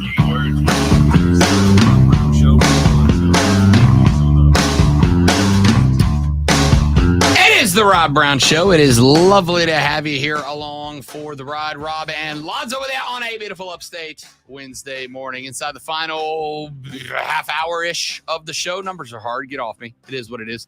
A couple of things I want to bounce around real quick. The brotherly shove, ban it or don't. Why is this a conversation? Because no other team can do it successfully. And because of that, even though they attempt to do it, they can't do it the way Philadelphia does. So they want it gone. And fans want it gone because their team can't do it. You know what? There's one thing, well, there's more than one, but there's one major thing that Philadelphia has that all those other teams don't, and that's Jason Kelce. And that's why this thing works. For the record, you are dead on correct. This thing works because of Jason Kelce. Jason Kelce is an undersized center. Jason Kelce checks in at 6'3". Y'all, he's my height. All right. I am not, and this is shocking to some of you. I am not an elite athlete. I'm 6'3". All my best qualities are from my eyes up. I got good hair and I'm tall. That's pretty much the list. He's the runt in his family, as we heard earlier. Yeah. I go 6'3", 247. Thank you very much. We're on the way down finally, baby. Jason Kelce goes 6'3", 282. That's not a center. It's not. Size-wise, it's not a center. But Jason Kelce, and this is why I love Jason Kelce, aside from the fact that the New Heights podcast is, and I mean this, objectively hilarious, right? Jason Kelce at 6'3", 282 is an undersized center, but he is arguably the best center in the league, despite being one of the smallest. Why? Because Jason Kelce is the best leverage blocker in the NFL. Jason Kelce is going to be the low man every time. Not because he's 6'3", because he's 6'3" with incredible body control. And here's the thing. The brotherly shove only works if the center and the guard on the side that the brotherly shove is going to push off the football, right? It's the only way it works.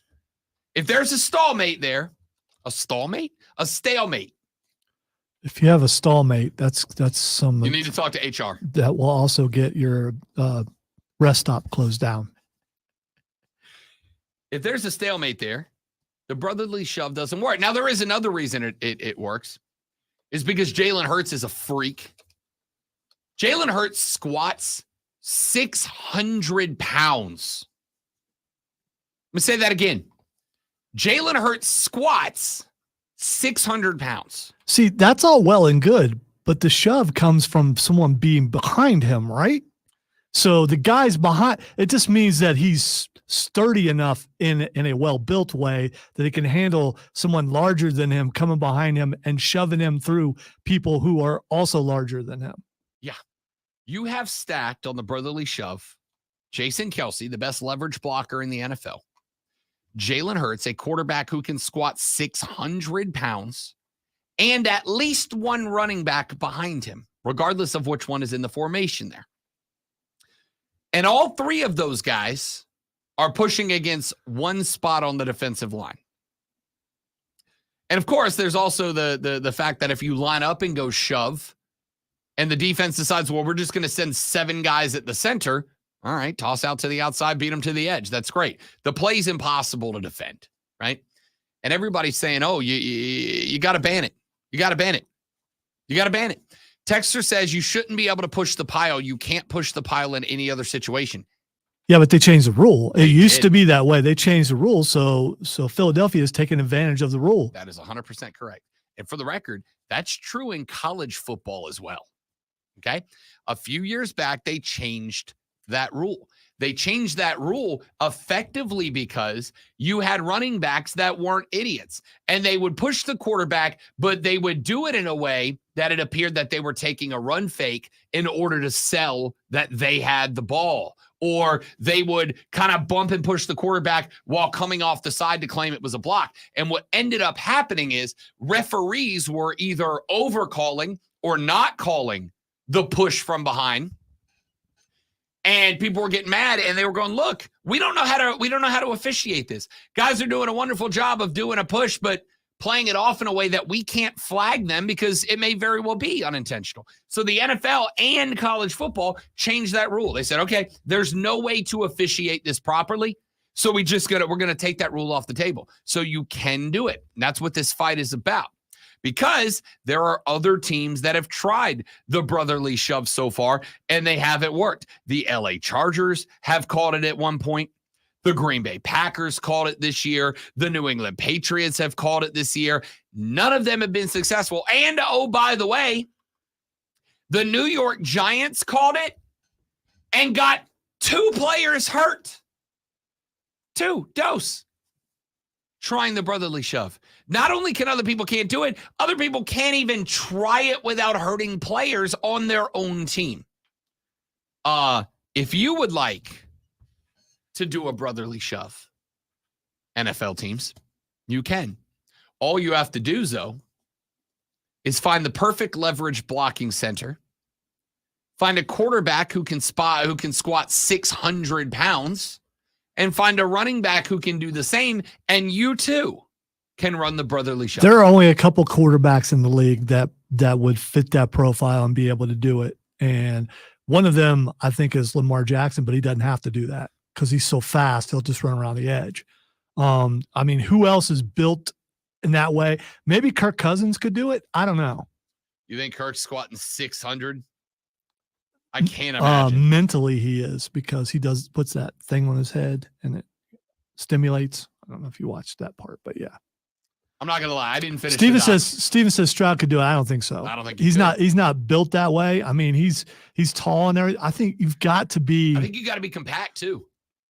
I think if you look like a linebacker and you play quarterback, you could probably do it. Jalen Hurts is built a certain way in like the vein of a Cam Newton or someone like that who's built big. Jalen Hurts goes 6'1", 223. Right, so he's not. He looks stocky though, doesn't he?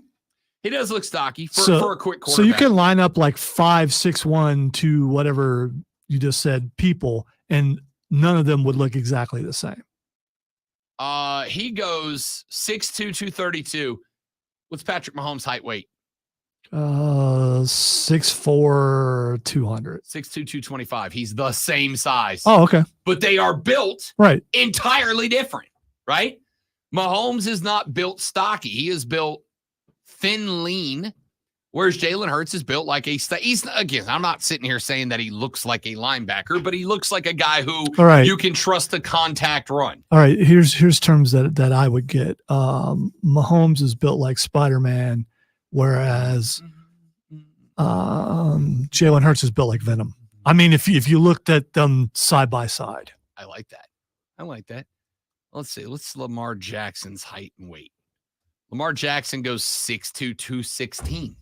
He's actually thinner than Patrick Mahomes. Same size, thinner. So, point here is this whole conversation about we need to ban the brotherly shove. Nah, bro. So they're all my height. Yes, I weigh a considerable amount more, but I am the same height as all 3 of those guys, but probably built closer if I was slimmed down to Jalen Hurts as opposed to the other 2. Wider shoulders. I mean, it's just people are built different and can have the same height and weight. Sure. I will say, if you would like to run the brotherly shove, you're more than welcome to. Find the center who is the perfect low leverage blocker. Find a quarterback who can spot 600 pounds. Find a running back who can also squat 600 pounds and run the play. You have every ability to run the brotherly shove just like Philly does. If you find the personnel. I don't have to worry about Mahomes ever doing that again. So I suspect you don't. Yeah. When you dislocate your kneecap from doing it, you're probably not doing that anymore. Yeah. Probably not. Pushing right. By the way, do you know when that rule change happened? I think it's more NFL? I think it's more recent than you think, and I could be wrong. I was thinking like 4 years ago or something like that. It was 2005. It was long. Okay. All right. 2005. Now, the NCAA got rid of that rule in 2013. So since 05, you can do it. But again, if you honestly think about it on the surface, it's an insane thing to do with a franchise quarterback, right? It is an insane thing to do because you are by definition, even if there's no defense, wedging your franchise quarterback between a fat center and a stacked running back ramming into his back, right? That's insane. And then you consider on the other side of that fat center, respectfully to Jason Kelce, because I love the guy. There's a defensive lineman. And he's not really fat. He's not really that fat. Yeah. He thick. On the other side of that center is at least one, sometimes two defensive linemen, and at least one, sometimes two linebackers and cornerbacks coming after him. And you're going to throw your franchise quarterback into the middle of that? He better be, as Stone Cold would say, one tough son of a bleep. Because that is a lot of body mass. And as Zoe just pointed out, how much trouble do you get into if your franchise quarterback gets wedged into a QB sandwich between as many as 6 of the stockiest and sturdiest dudes on a football field? If he gets dislocated kneecap, that could theoretically spell doom for your franchise. It's not that you can't do it. It's that you don't want to do it, but you don't want Philly taking advantage of their insanity for being willing to. That's all this comes down to. I don't get the argument that this very legal, very valid football play that is very efficient, if you know how to do it, should be banned. No. Figure out how to do it, or don't. It seems real simple to me. Let's take our final break of the day. When we come back here in just a minute, I got one more story for you. I got my favorite bit of sound from the NFL football weekend. You're going to want your volume turned down a little bit. And then Lonzo asks what the X is going on. It's all coming up on the Rob Brown Show. It's all coming up on the Fan Upstate.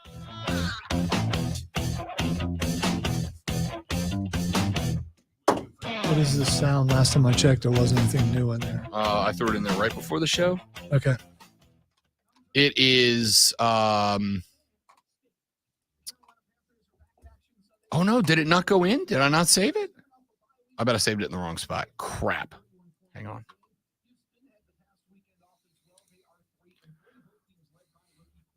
Question for the stream. What are Panthers fans going to do if Will Levis starts this weekend, which it looks like he's going to, and he shows out? Because that would be 3 quarterbacks drafted behind Bryce Young that are performing well.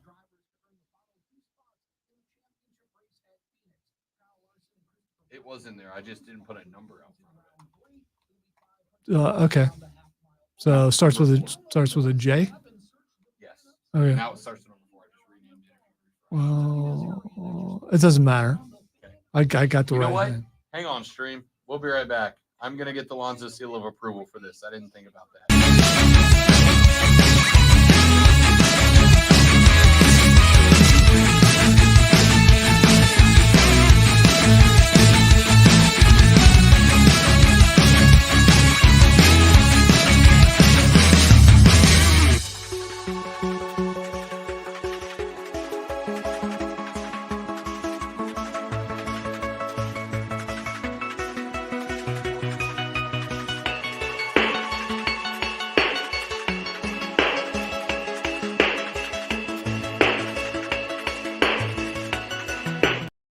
All right. We've gotten the Lonzo seal of approval, the multi-time award-winning seal of approval.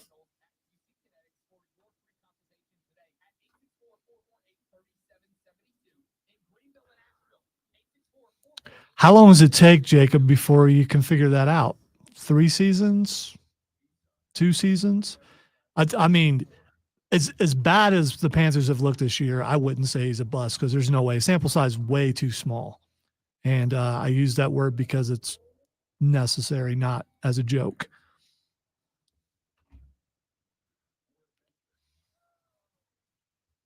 Sample size is minute. That's better. Sounds like less of a crack.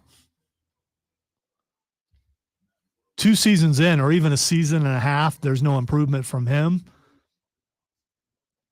I believe there'll be another coach next year, so we'll see what they do.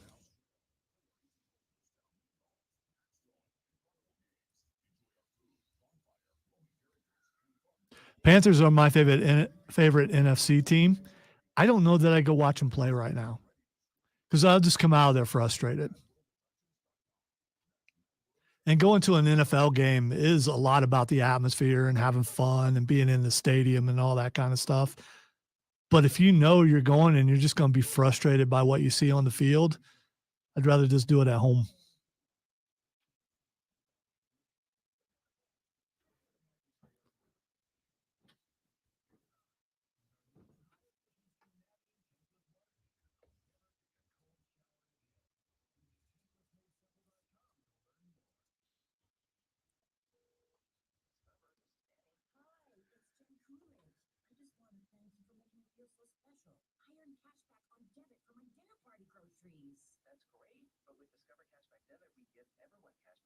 See, I don't know, Jacob.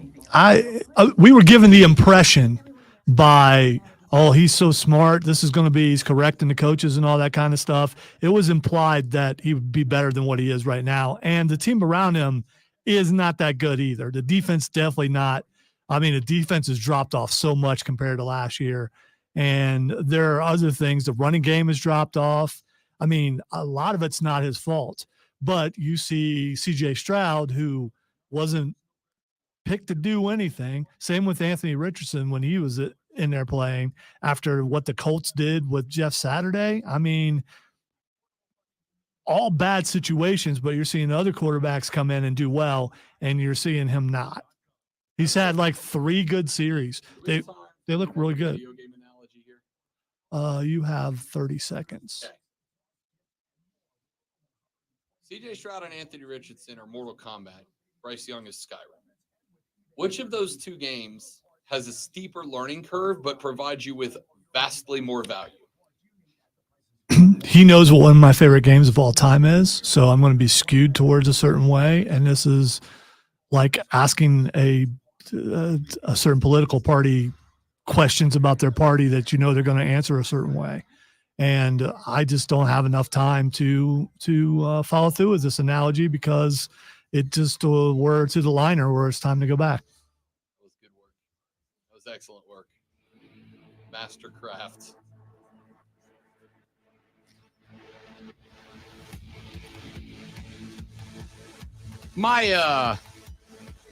My favorite piece of audio in a very long time. For those of you that have listened to the show for any length of time, you know that we've got some inside jokes where we replace words we're not allowed to say on the radio with other words, right? The word boat, you're going to hear that a lot. That means the S word because of an inside joke that happened on the show a very long time ago, right? Well, Jonathan Allen is a player for the Washington Commanders. Bum, bum, bum, bum, bum, bum, bum. They lost to the New York Giants this weekend. Jonathan Allen is a 7-year veteran on this football program. Jonathan Allen was not pleased with the performance of his Washington Commanders. And I will say that I think if we're looking at NFL coaches on the hot seat, Ron Rivera is now there with the new ownership group of the Washington Commanders. Bum, bum, bum, bum, bum, bum, bum. So the other thing that we do on this show, as I have said in the past, if I am frustrated with something about the show and I can't say dirty words on the air, I will just say bleep, bleep, bleep, bleep, bleep, bleep, bleep. You get it. You get it. Well, at the end of the Washington Commanders New York Giants football game this weekend, Jonathan Allen was standing in front of his locker having an interview with the media member in the postgame breakdown, and he asked him a couple of questions in what has become my favorite and sometimes most relatable piece of audio of all time. Does it get frustrating when that? Yes, it does. I'm tired of this. Tired of this. Been 7 years of the same. Tired of it. What can you do now going forward to get it turned around? Get our minds right and get ready to play Philadelphia. So there was one that I thought was a little bit. Okay. Yeah. So I just, err on the side of caution. I'm fair with that. I'm fine with that. Those of you on the stream got it. Those of you on the air, it cut out on you for a second. But let me tell you what Jonathan Allen said. What he said was beep, beep, beep, beep, beep, beep, beep, beep, beep, beep, beep, beep, beep, beep. He said same bleep I'm tired of the same bleep. Every bleeping week, it's bleep, bleep, bleep, bleep, bleep, bleep, bleep. That is the most relatable I think I've ever heard a football player. And I've been doing this a long time. That was a dude who is sick of playing for a crap franchise.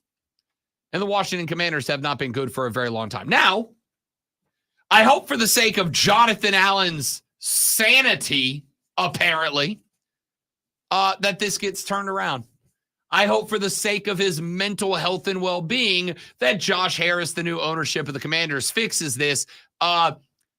Because otherwise, he might not make it through the end of a football season. He might snap.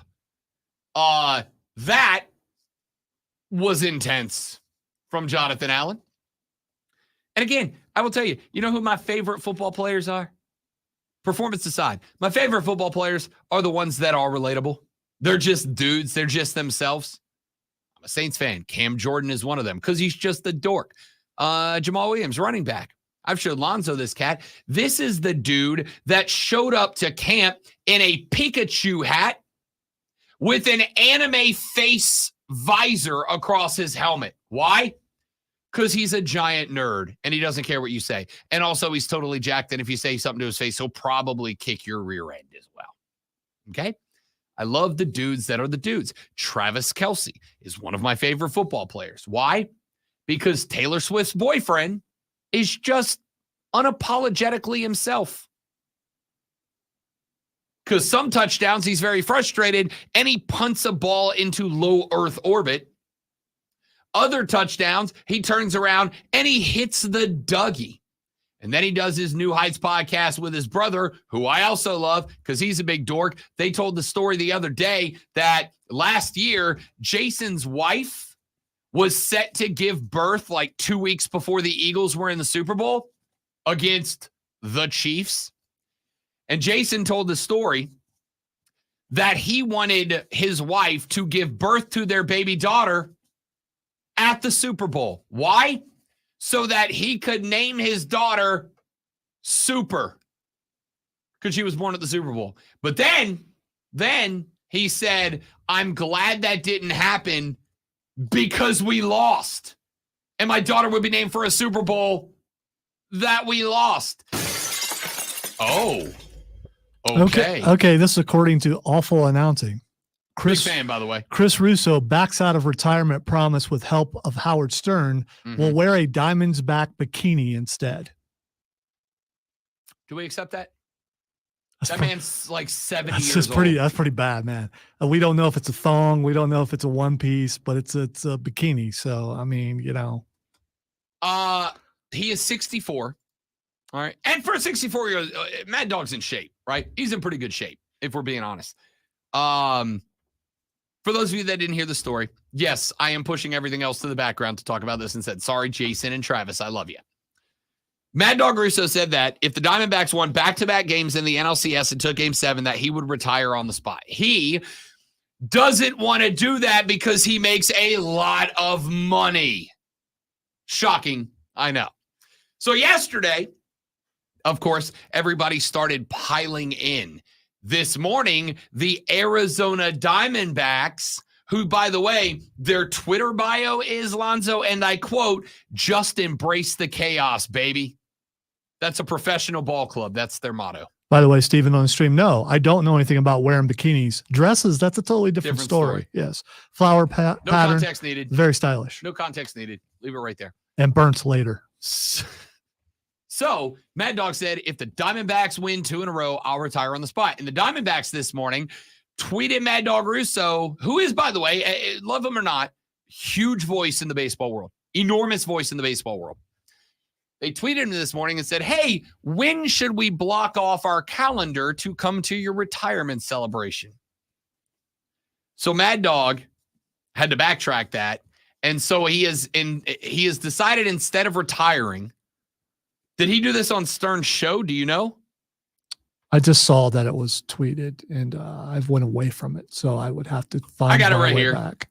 Awful Announcing is reporting that Chris Mad Dog Russo, instead of retiring as promised if they go back-to-back, said, and I quote, "You got to do something so outrageous that they forget about the fact that you said you were going to retire over a baseball game." I'm not going to play the audio of the clip because it's on Howard Stern's show, and that's a risky endeavor. Yeah, I've already hit the dump button once today. Yeah. I'm not going for 2. All right.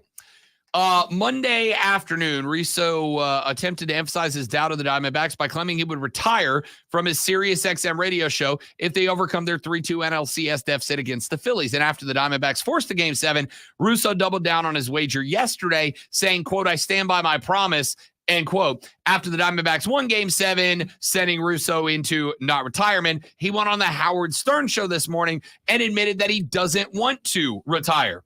Stern said, "Mad Dog has lost his mind. I'm a radio guy, and so is Mad Dog. And I know when you're on the air, sometimes you want to police people and make things fun and interesting." But he bleeping went over the line because he was trying to make things fun and interesting. So Mad Dog, who is not going to retire, apparently was responding to Stern. He said, "You got to do something so outrageous they forget about the fact you said you were going to retire over a baseball game." Stern said, "What were you thinking saying you're going to retire?" Stern continued, quote, "How about this? You come on my show. I'll come into Manhattan for this. We put you in a bikini and you walk down the street with a sign that says, 'I'm a bleep bleep.' If you do that, it will make all the media and everyone say, wow, this guy was stand up. He took it. Obviously, he couldn't retire, but he was humiliated." Russo said the deal is done. Said he would also make a charitable organization donation to a charity picked by the Diamondbacks, in addition to following through on the bikini bit being orchestrated by Stern. He said, "As far as the public humiliation, I think you hit it right on the head." I mean, that adds a whole lot.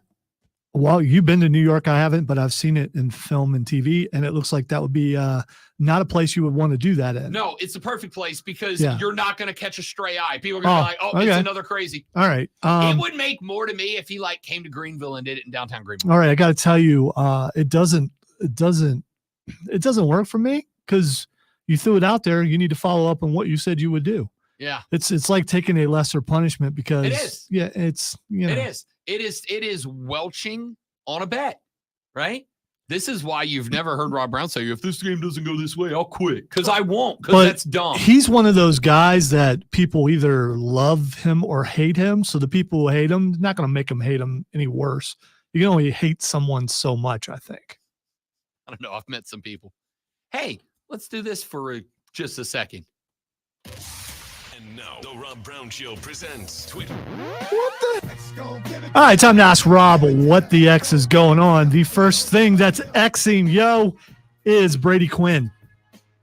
I see Brady Quinn popping up on my social media more and more often. The hair is still immaculate. I'm just going to assume it's trending because everybody's talking about how great Brady Quinn's hair is. He came at a member of Deshaun Watson's I'm going to go crew. I can't remember who he is. Squad, yeah, posse. You should look it up and see what he said. Former Browns quarterback Brady Quinn takes a huge shot at Deshaun Watson while in an argument with Watson's personal quarterback trainer. Let's see. Brady said, well, the guy said, "I just seen you on Saturday. I don't have anything I want to talk to you about. I'm telling you, you are talking about things you don't know. Talking on another man who doesn't know you is weak." Brady Quinn said, "Well, I didn't see you." Quincy Avery said, "Point being." And Brady Quinn said, "How about we massage this conversation and get it to a happy ending? Does that sound satisfactory?" Okay, Brady. That's why I wanted you to have the chance to read that. Okay, Brady. I thought you would enjoy that. Brady with the kill shot. It's Ohio humor, maybe. Maybe that's where it comes from. I don't know. Because he's from Ohio. So it's kind of Wow. The next thing that's Xing is Brian Pillman. Sorry, you mean Lexus King? Yes, Lexus King. Did he make his debut? Yes, he did. Did he wrestle? Yes, he did. Did he do well? Yes, he did. I thought he was fine in AEW. I didn't think he was that good in AEW, and I thought this is a bad move for you, and I've changed my mind. Character all the way around, a little risque, but at the same time, his Brian match. Pillman's son, dude. Yeah, his match was it was not bad. Okay. And finally, the last thing that is Xing is Anthony Davis. Not a great night for AD out the gate. Not bad, just not great. Yeah, he was shut down in the second half after talking a bunch of stuff about the Nuggets. The Lakers talked a lot this offseason. Like I said, I think they're going to be pretty good, but they got beat by your uncle's favorite basketball player, Nikola Jokic. That's it for us. Thanks for hanging out, kids. Happy Wednesday. We'll see you back here tomorrow to do it all over again and start looking towards the football weekend on the Rob Brown Show with the Fan Upstate later. Yeah.